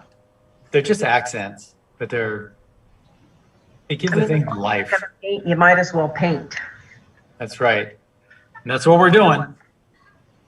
Well, thank you for the demo that you finally got to us. I know. I'm so sorry, everyone. Well, we thought maybe you had had a heart attack or something. Yeah, right. We were thinking the worst. We were worried about you, and then I had my sister call Spectrum to see if the internet was down. Oh, see, somebody told me to lie about the internet. I could have lied. I could have said. Actually, it was down. Oh, it was? Oh, darn. That would have been a great one. With Spectrum. I would have called up. I could have lied and then called up Spectrum and said, "Say you saved the day, Spectrum."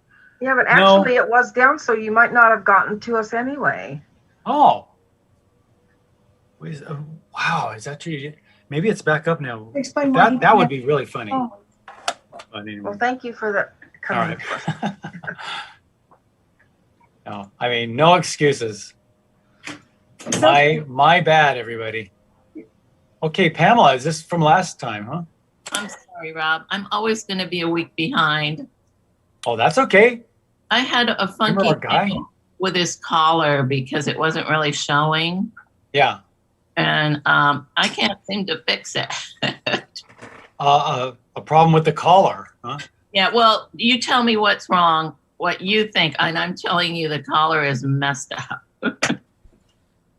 You mean the color or the collar? The collar, I'm just playing with his shirt collar. you. Okay, yeah. It will tend to go like this. Like that, so you'll get a dark shadow under there. Okay. And then that'll come out, and then, oh, I know what he's doing. I see what he's doing. Whoops. That'll come up, and you got that right. This should be probably in shadow, Okay. because if the light's coming from this direction, then if you threw a shadow onto that, shadow in there, nice and dark. There might even be a, oh no, I think he has a button way down there. Now on this side, I think this is actually okay. It's a little flat. I mean, I don't know if he had one of these things going on. You couldn't see it because of the lay. It's fine. It's fine. I mean, see how this is all in one line though? Maybe what you could do is just pull that up. Okay. A little touch of an angle change there. That's all. Okay. But it's mostly this side that you're talking about, right? Yes. It's And then yeah. because the face would probably cast a shadow over a lot of this, so that would be in shadow. And then maybe the head would, maybe all the hat and all would cast a shadow over a lot of this area. Okay. So we get something like that. Okay. See, and so maybe you get a little slide of light hitting this color. I don't know. You might get a little slip of light hitting right there on the color, but you might even get a little slip of light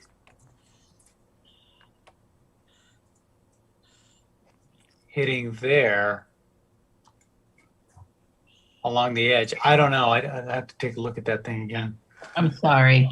No. You know what? That's funny. It's funny. I have it right here. Oh, that was a beautiful drawing. You know, I didn't do much with it at all. See, I just threw a bunch of flowers over. Can you see mine? I don't know. Yes, I can. Yeah, so I just threw yeah. He seems sad to me, and I thought I didn't want to put the flowers in. It was just weird. He's like, yeah, bummer. I'm here in Hawaii. It's not so great. Yeah, I just lost that all into a very vague shadow. I probably could use a little more shadow over this too. I didn't think about that. But anyway, yeah. Okie dokie, that's nice. Thank you. Looks nice. It looks like an illustration. Looks like it belongs in a magazine. Oh, I don't think that's too good then. I Thank did. You know, I did magazine illustration for a long time.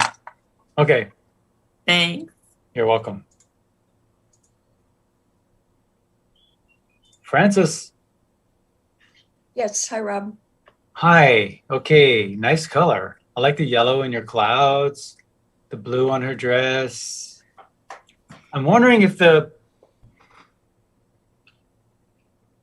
it doesn't need to go darker. Sense of light. Maybe the dress needs to go a little bit darker because the shadow just Yeah. jumps out at you. So. I think maybe you're right on that. Yeah. A little, I think you could use another value change. Color, yeah. Okay. Yeah, that'll make her hand pop out a little, make her face pop out a little bit more. And yeah, give yourself a nice dark, pop a good dark in there and by her hand. And yeah, you did back here pretty good. They really do something. And believe it or not, I think her face could even go a little darker. Okay. Okay. I mean, I'm going to use.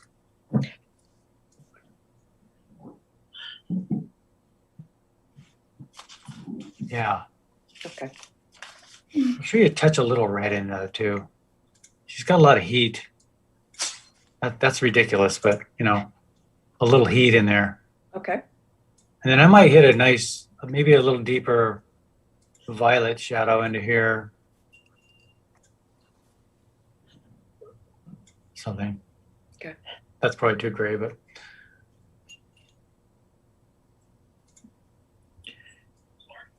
Maybe darker in here.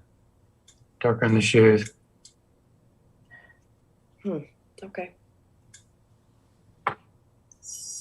Just some base values. You know, oftentimes right under something too, and I probably should do this in mine too. Something a little darker right under, and then Right. gradate it out. Okay. Yeah. Okay. Now these would just go flatter and flatter. So they're just going to go flat. So I Oh, wouldn't have any lines going down like this. I would just lose those into just a tone. okay. Easy breezy thing to do. Otherwise it feels like we're on a downhill slope and things are going like almost facing us, almost. But it's an easy thing to do. This perspective is fine. I mean, if anything, I would want these to be maybe a little flatter. A little flatter. But you know what you do? Take some of that green and just kind of, because it needs more green anyway, I think.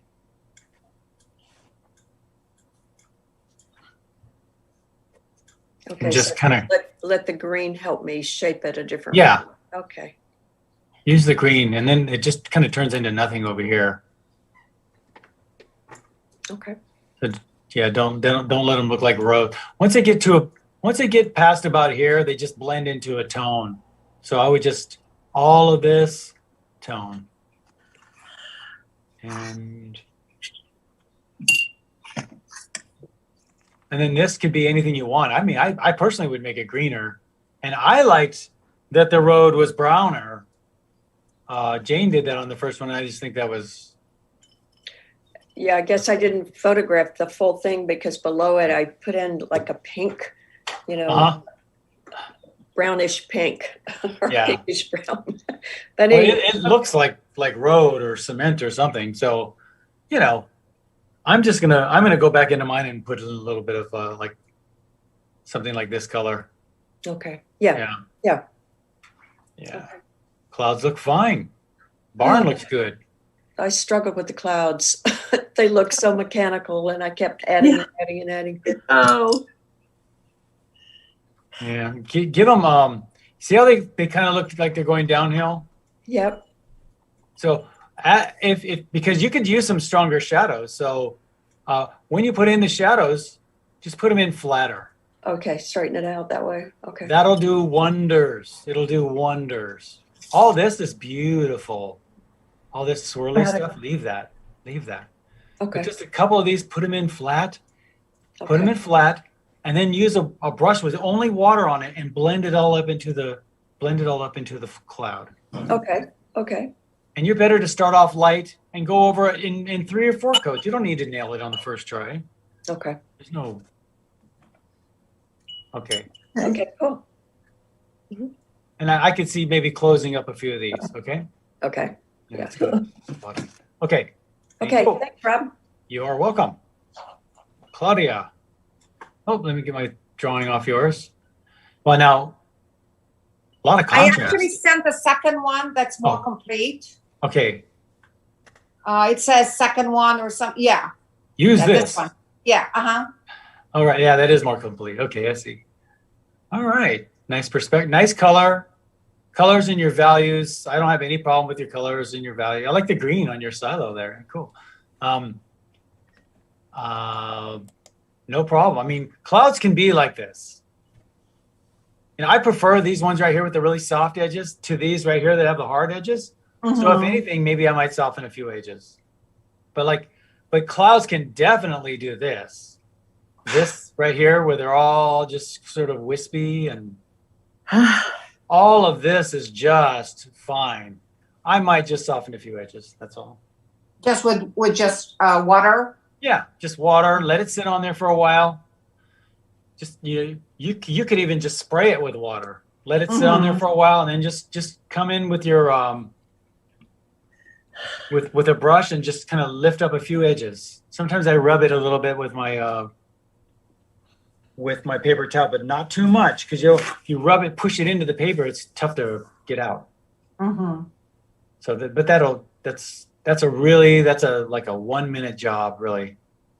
Okay.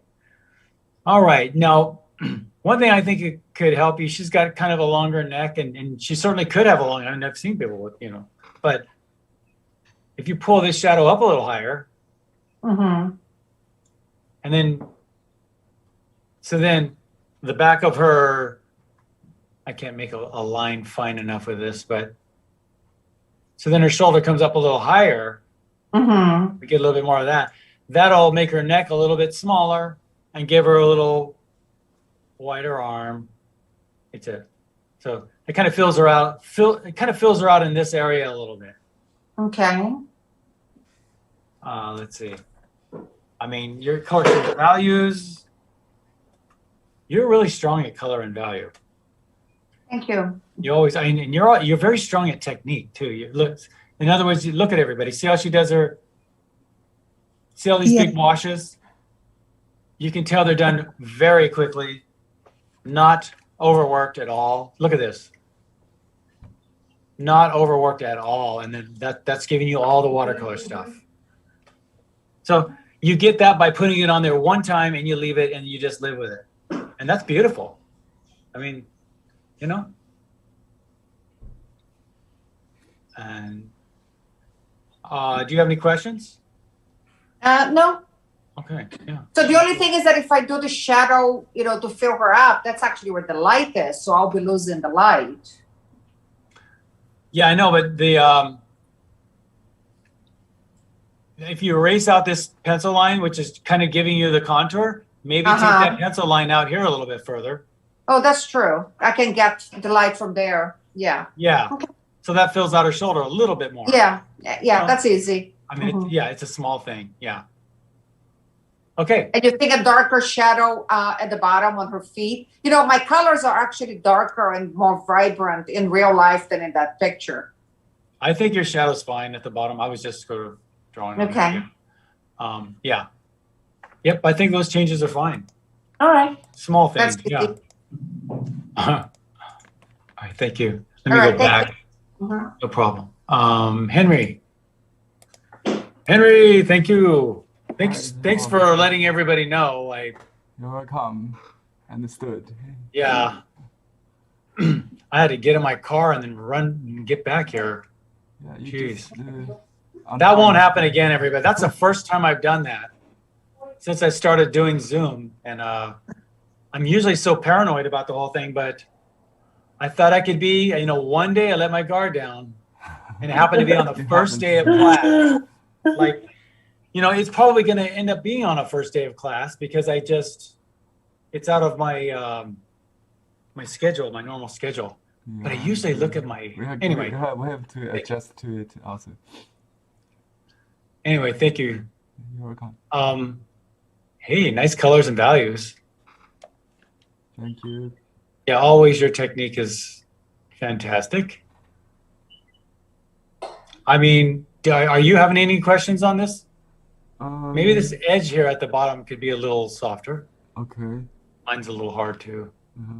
I did add a little shadow in the barn under the eave. Yeah. On the side wall. Yeah. Yeah, is my cloud too hard or is fine? The edges in the sky. Yeah. Yeah, I did that shadow exactly like you did. Maria, if you want to do the vacuum now, it's okay. You hit that? Yeah, I did. I cut that already. Yeah. All right. Yeah. All right. Hey, Claudia, could you turn your volume down, or could you mute? Mute? I was muted. Oh. Oh, okay. We heard you, so. Oh. All right. No problem. Thank you. Mhm. Let's see. Yeah. I mean, if anything, I wonder what we could do to lift her. She is a stocky girl, you know? Yeah. And that's perfectly, I've seen people in these proportions very much. I mean, often, so. Like a fashion girl, Yeah, I know you would want to, you don't want to make her into a fashion model. But honestly, just looking at her, she's probably 5 feet tall. huh?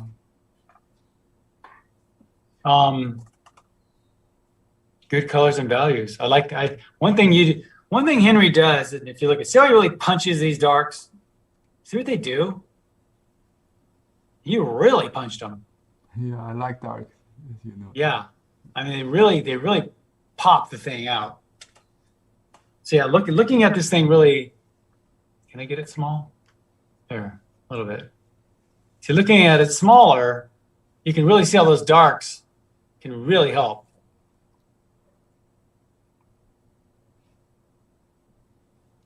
Mhm. Thank you. Yeah, and your colors in your skin are just great. I got the rough paper, so the detail is hard to. Yeah, it's a little tougher, huh? Yeah. Yeah, it's a little easier on a hot press paper. Details a little easier. Mhm. So just a rough. Nice clouds too. Thank you. That's what I was wondering if it's a. Yeah, I mean they're very impressionistic clouds. I think that's fine. Yeah, I used some gouache, opaque, not gouache, opaque colors there in the sky. Yeah, you put some opaques in there, like Talk about Henry's brushes. That's all I've been using lately is Henry's brushes. Yeah. Thank you. Yeah, I mean that's all I use. When when I'm doing watercolor, that's all I use. But when I use oils, I don't use your paints when I use oils. Your brushes. Thank you, Rob, for endorse this. Right. Actually, there was a watercolor artist from Europe who saw your video and bought a set of brushes from me. Yeah. Nice. Okay, thank you, Henry. Thank you, Rob. You're welcome. And Joan?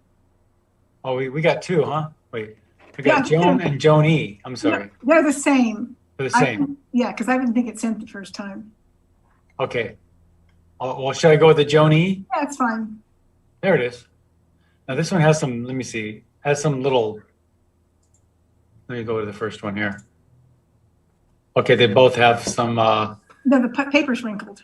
little shadows, yeah. Okay, so what do you think? Nice. I think it's pretty darn nice. Well, I have a problem. Light. I Yeah. have a problem getting dark enough. Yeah, did you hear me what I said? I said it looks a little Yeah. light. Yeah, I always have that problem in my watercolors. I'm afraid of the pigment. Fear of pigment. What would that be called? Pigment phobia. What'd you say? Pigment phobia.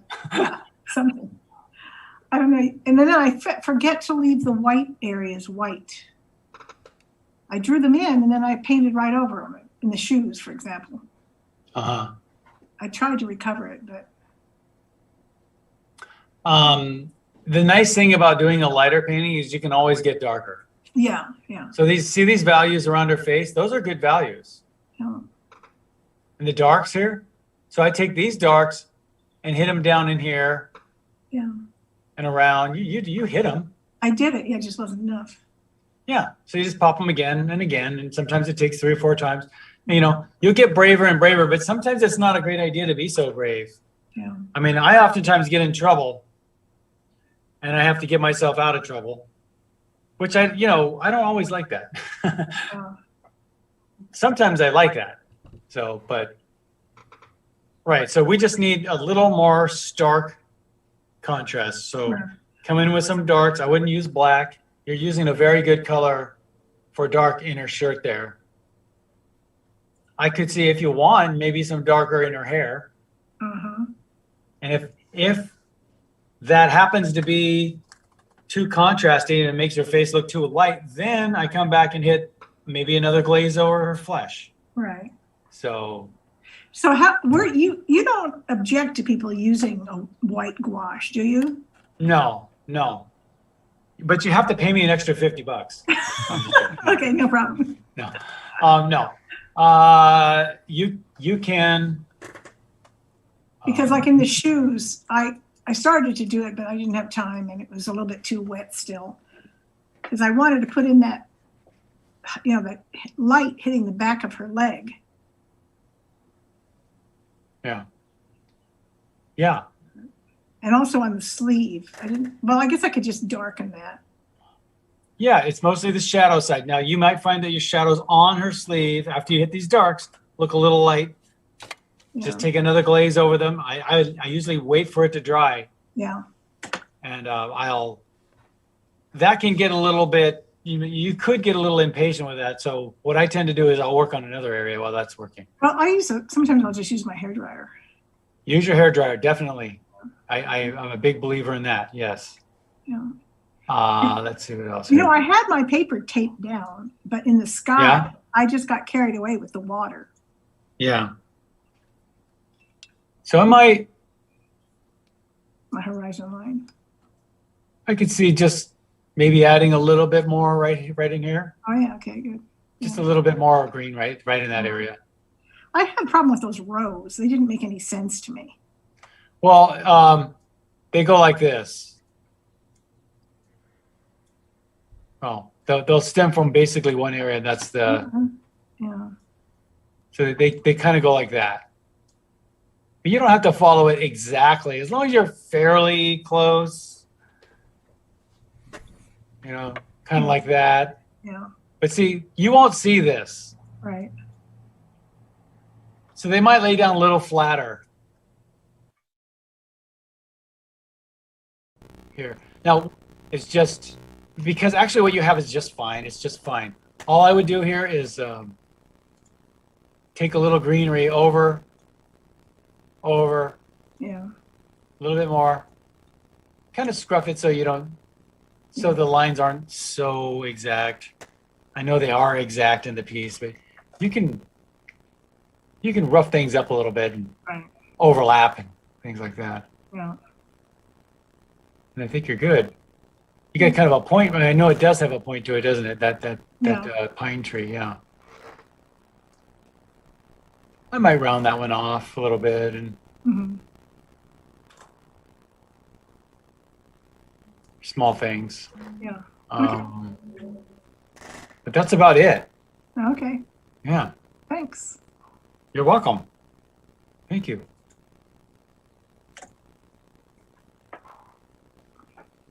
Francis. Oh, there, Toby. Oh, yeah.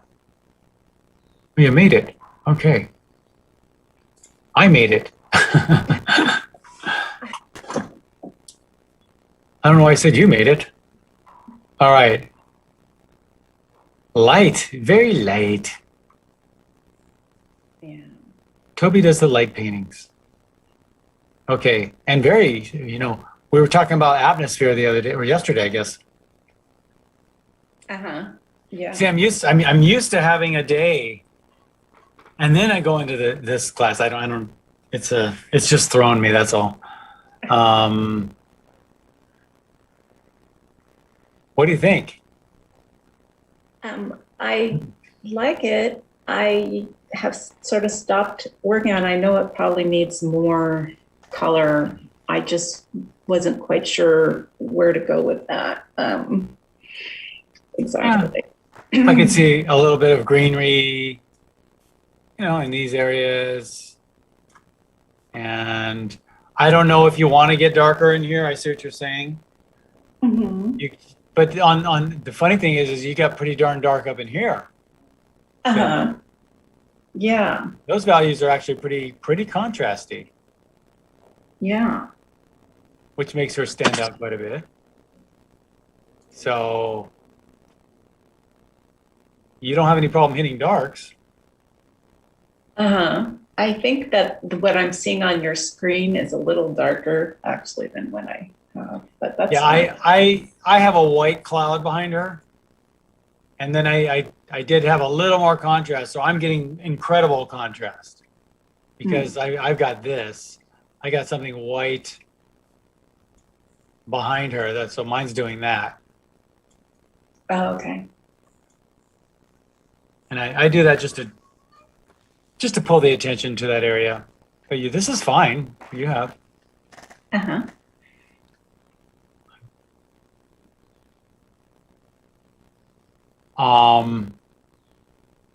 I think she's pretty much finished. Okay. There's something right there. Maybe there's a little. I mean, talk about being picky. I know, I'm just that's saying, the little something odd happened there. I don't know exactly what It's happened just a little there. miss.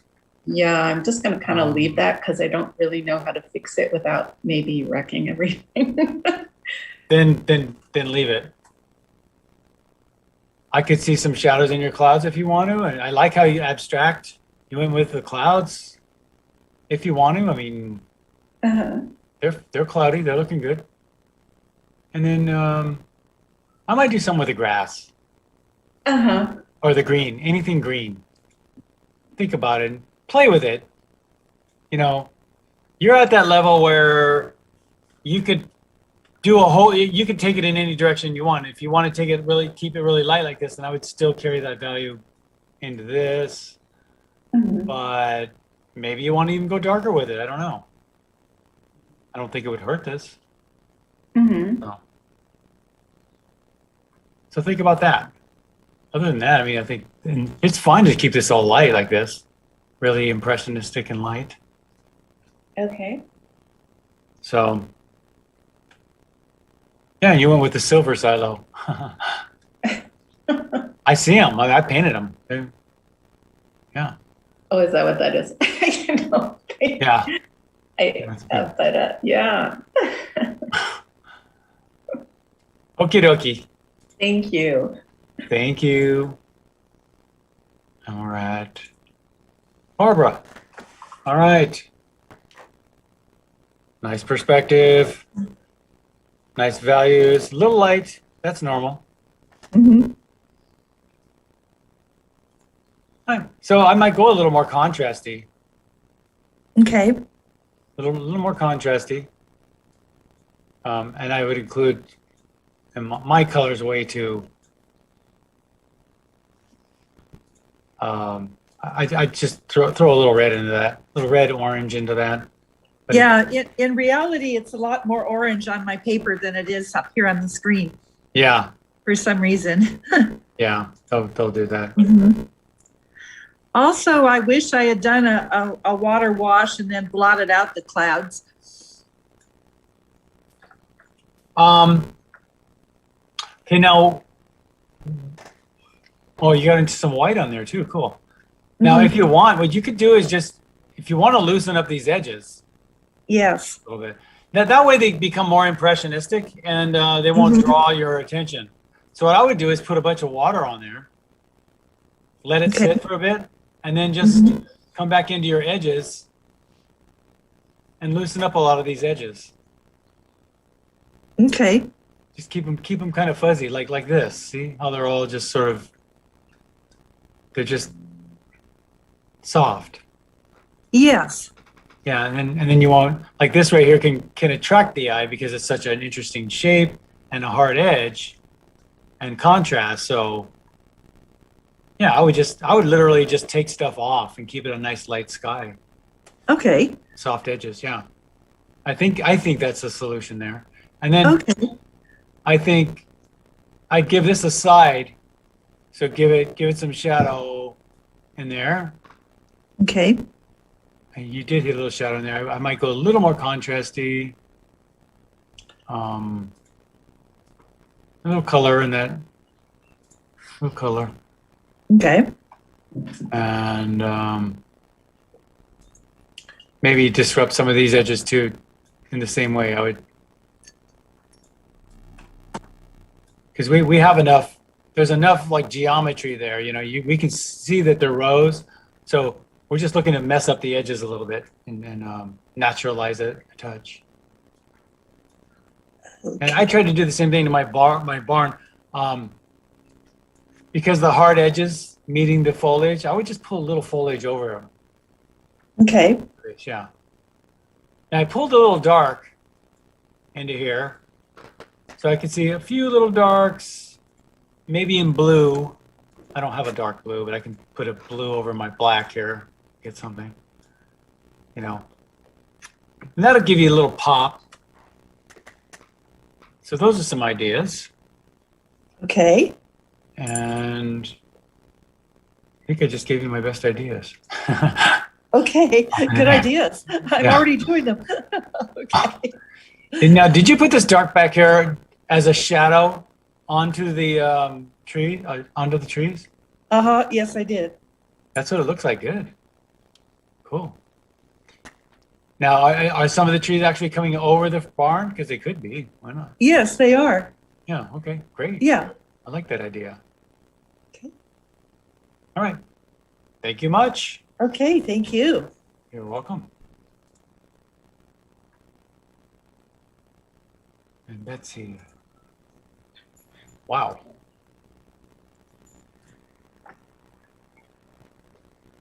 What do you think? You happy with this one, Betsy? Yeah, I'm really happy. Yeah, I would be. I like the subject matter a lot too. Yeah. I know.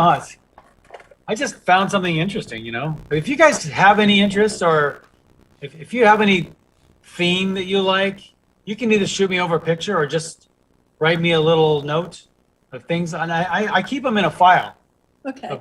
And so if anybody has some like this could be Americana, or we could have, you know, I don't know, whatever you like, Europe or something like that.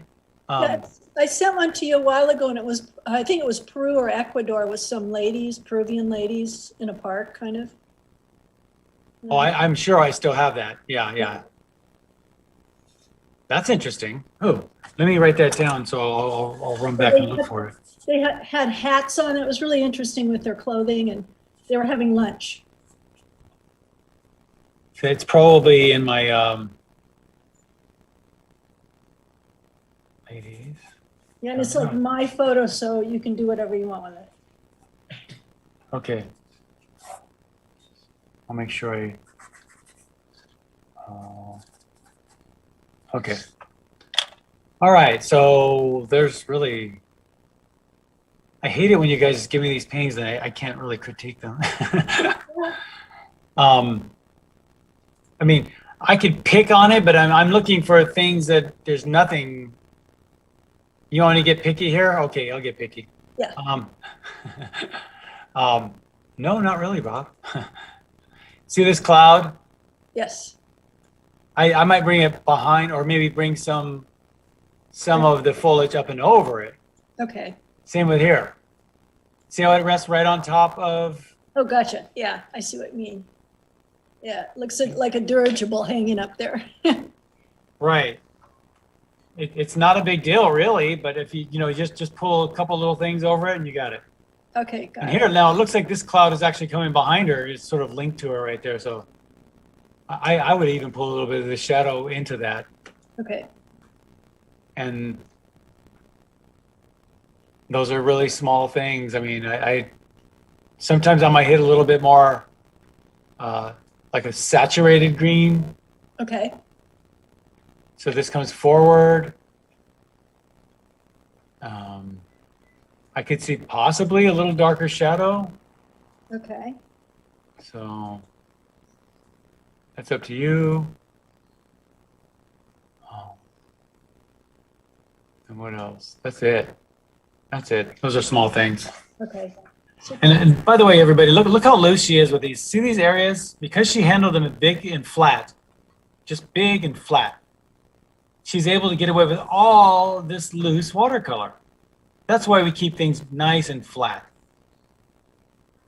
And then she comes over with the second value here, and it's nice and flat, which allows her to be loose and beautiful with the watercolor. And then same here. It's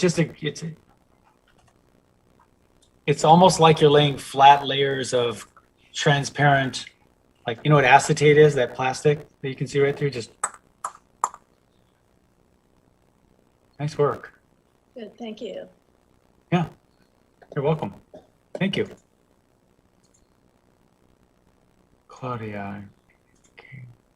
Ooh, I immediately like the warmth of this piece. See how warm it is? You put all that warm in the, are you shooting this by a warm light? Are you there, Kate? Hmm? It could be that you're muted. Sorry about that. Yeah, Yes. that's okay. You don't have to apologize to me. I'm doing all the apologizing today. I blew it. But anyway, yeah, the yellow and the violets in the sky are really pretty. Thank you. Yeah. Now these darks you're putting in her, let me get in here. This one here and this one right here are really nice. I could see a few more of them. Okay. Yeah, maybe even a little bit darker in here and under her, yeah, her collar looks pretty good. Maybe the value of her face could just be a little darker. Okay, I was trying to sneak up on the face. Yeah? You're gonna surprise it? Well, I didn't want it to get away from me. Yeah. Yeah, so, and then of course a little bit of warmth in there as you do it. So make sure you add some reds and oranges. I know it's a brown, but pure brown will look a little dead. Okay. So a little orange in there I think would be good. Because people have heat in their face, you know? Right. So I might do the same in here and in here. Give yourself a nice dark, like a nice dark red right under the hand. Okay. And this shadow down here, I would make this whole shadow darker. Okay. And then like that. And then give yourself a a really nice dark right underneath. Just make things feel dimensional and then I think I'd get pretty dark with the hair. Okay. You know, obviously, if you make the face darker, the hair's not even going to show up. So, okay. I might even hit something dark right under here. And make things pop a little bit. That's about it. Barn looks good. All this looks good. I made my trees a little bit darker. I think they were. I would see this hard edge. Right. So Yeah. maybe soften that edge. And, you know, we're seeing a lot of face on this. So I'm wondering, because so you don't have to get the perspective exactly like the photo, but what you can do is maybe take some of this background color and cut it into the side here Okay. and meet me halfway, you know, not as little face of the barn as the photo, but maybe taking a little bit off this side in the greenery. I'm wondering if that could lay down a little flatter. Just give a little haircut there. Okay. You Barn know? haircut. All right. Yeah. Oh, you know what happens? I forgot. Barns tend to go like this. They'll you got this side and then they come down like that. Yeah. So it's weird. Just think of those edges. They make a difference. Anyway, they're small things, but most of your attention is in here. You know, 15, 20 minutes of a little love. Okay. Thank All you. right. Thank you. And I especially like your color. Nice, nice. Yeah, the warmth in your clouds was a good move. All right, Kim. All right. So now this is what I call like stark contrast. Mine's pretty stark too. I mean, the picture was pretty stark. Oftentimes in the middle of the day, like I could tell you this was probably right in the middle, like 12 or 1 o'clock, because of the shadow on her. Are you there, Kim? I am here. Okay, there you go. And so that's fine. Your barn looks good. Trees look good. Now, if this is one thing that we tend to do, and I definitely fall into this too. When we're working from high contrast photographs, oftentimes what I'll try to do is not put as much contrast as I see in the photograph because, you know, it'll tend to look photographic. And maybe that's what you want. I don't know. But now also your camera might be over contrasting this, and then it gets up here, and then, you know, believe me, there's a lot of layers in between what you're actually seeing at your picture and what I'm actually seeing here. So anyway. I think whenever on your camera, your colors look so vibrant that I try to copy that, and I don't realize that the colors are so vibrant or so contrasty until I take a picture of it myself, and then I look at it and I'm like, oh, there's just way too much color in it. Now that is another really good thing to do, everybody, is when you think you're done, take a picture of it and then look at it in the picture. And then sometimes what I'll do is I'll turn it upside down in the picture and look at it different ways, just so I can look at it in different ways. And you'll see things will pop out that you maybe didn't think of before. Like for instance, we have 1, 2, 3 clouds that are fairly similar size and shape. And this one's almost sitting on her head a little bit. Yep. So what I'll do is just take the shadow down a little bit behind her head. Don't go over that light on her bonnet. All right? Just go over this. See it really, and just bring that. I can't even draw it right, but you know, maybe what you could do is just sort of pull these two clouds into each other, or one overlaps the other, or something. So we get some depth. Let's see here. Yeah, maybe pull a little bit of that into there or something. I mean, lighter than that, but so that way we get a little depth out of it. And I would personally soften some of these edges. And now you could do that with white. You can do that with just taking some water and just loosening up that edge a little bit. This one's nice. You know, it's funny. I've been out when you just see these isolated floating clouds like that. I've seen them like that. Definitely. But they do tend to overlap each other a bit more. So, I mean, and I'm talking about I don't want to talk too much about clouds because not really a cloud class, but now I think your values are great. I might get a little more, I think she needs a little more warmth in her face though.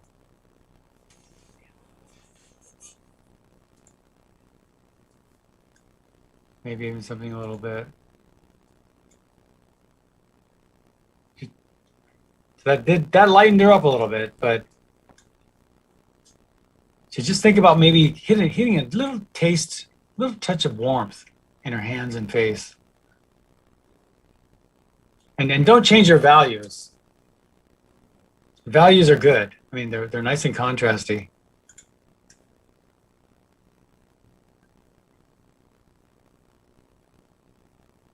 All right. Any other questions? Let's see. No, good. We're looking pretty darn good. Thank you. You're welcome. All right. Thank you. And Gail. All right. Now here's the other side of that. So now, and this is pretty typical in watercolor. Watercolors tend to be lighter, like this, and tend not to be as contrasty as Kim's. And that's just because, you know, you got a couple of values to go here. So I would hit some dark in here. You ready Okay. for some darks? Yeah, maybe a couple of darks around the collar. I think I remember a really good dark around her hand. Little, I mean, of course, not with the hard edges and not this dark, but like that. And then a nice dark right under. And you got that in there. And then I think her face.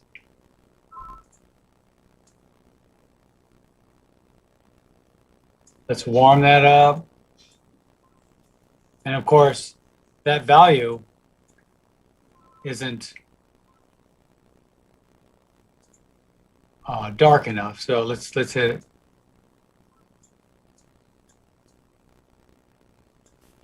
And now that we get her that dark, of course, you got to make the hair much darker. There's light on her hand too. So, and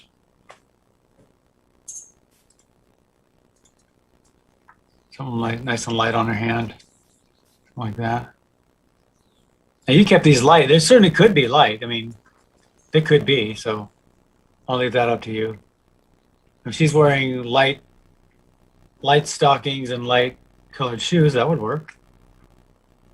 I mean, it looks believable, so. Okay, clouds look fine.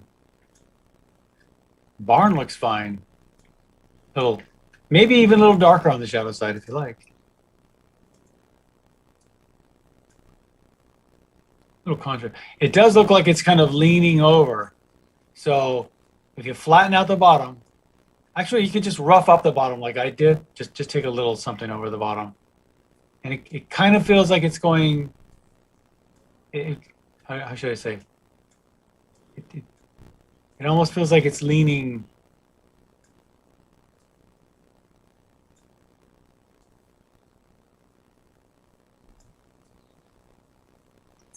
Okay. So what we can do is,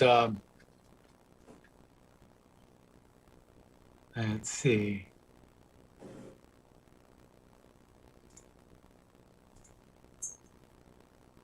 We can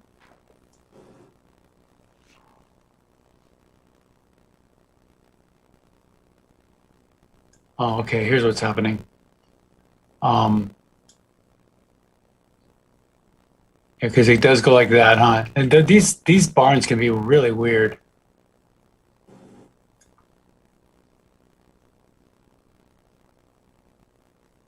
Straight up. Yeah. So just think about that. And definitely the leaning part, what'll happen is if you just pull over some greenery over there, then you'll be fine. Like you Right. did right there. That's nice. Yeah, you just want it to sit down and be sort of indescript and just do its job. And then it's up to you if you want to make these. I made my green quite a bit darker, so. And then I kept it nice and yellowy green up in here. Yeah, I'll play. What was that? I also forgot the edge of the grass there. I meant to put that in, but I forgot Yeah, where it meets the road. yeah, and then you could ask yourself, do you want? I mean, I like the look of a little brown in here, so I'm going to do that to mine. So, well, either way, I might keep this edge kind of soft too. You have grass. There is a little bit of a shadow in there, but I wouldn't keep it too.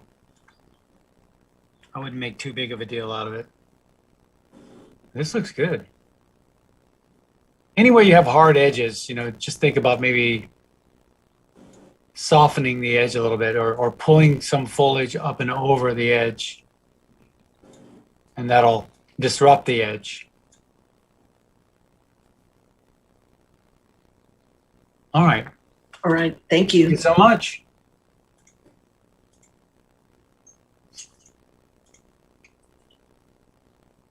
Kim and Gail, and let's go. All right. Oh, We made it. Oh, mineral paper, huh? hi, Rob. Hi. I'm glad you are okay. You're safe. I think Yeah. I'm fine.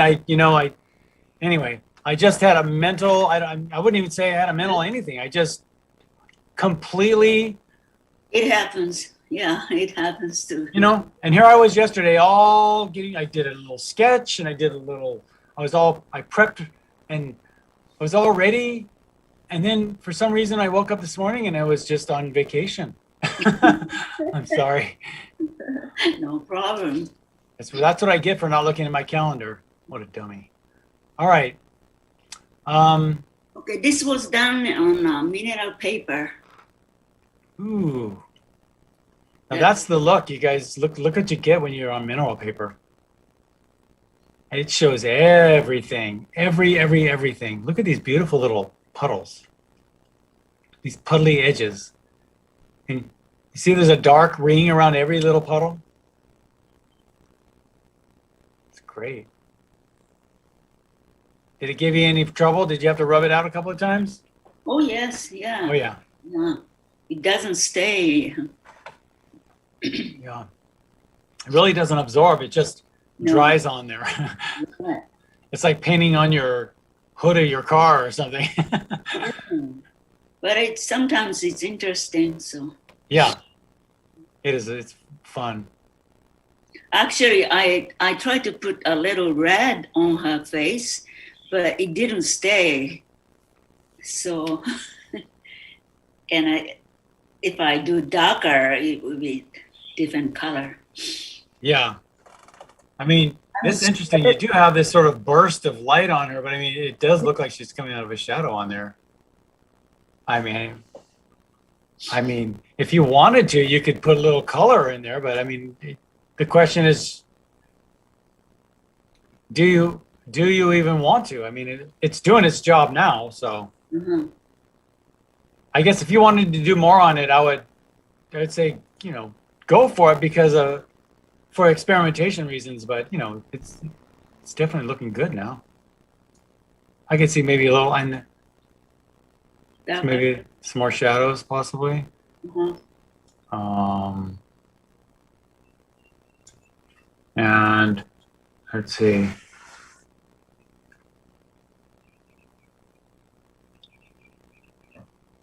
Yeah, this is what you get when you work really wet on hard, any kind of hot press paper or this. This is way harder than hot press paper. You get a lot of these same results on hot press paper, but not as much. So I think the sky's just fine. I mean, if anything, softer edges, but it's hard to get soft edges this way on this paper. So the way you get a soft edge this way is, see this little halftone you put on there? Yeah. So anywhere you have a hard edge like this, I might come in with that really light, I'll try a really light value here. Like a really light little halftone. On it. Yeah, everywhere you have a really dark, like hard edge like this one. Mm-hmm. And see this beautiful little halftone you used right there? Mm-hmm. I would use a little bit right here. Okay. Just to soften edges, things like that. I think she's fine. If anything, though, I would add a little bit more warmth. Warmth. Yeah. Reds and oranges. Yes, yes. And that's completely up to you. So All right, I like the mineral paper. Nice. Gosh, do you think we ought to work on a hot press paper, you guys? See, the problem is if I do hot press, you know, if I do a demo in hot press paper, I want to give you guys the opportunity to have enough time to go get it. But if you don't want it, then you can work in any kind of paper you want. Like, you know, Misco today decided to use this paper. I personally, I don't mind what kind of paper you want to work on.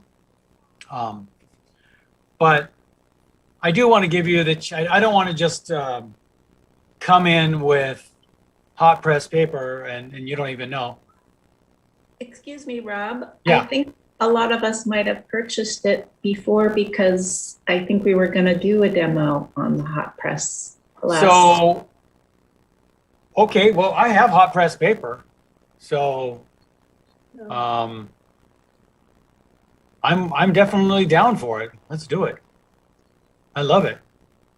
Like I say, you know, when I was first learning watercolor, I really didn't even know what to do. I just started working on hot press paper right away. But I was working on the stuff called let's see. It's called, oh, there's Cam. Did I get everybody, by the way? Did I miss anybody on the crit here? I came in late, Robert. I'm new. I'm Deborah McDonald. Oh, hey, Deborah. Hi. Are you? So I'm not on your mass email yet. I already registered, but I don't think you have my name up here. Since I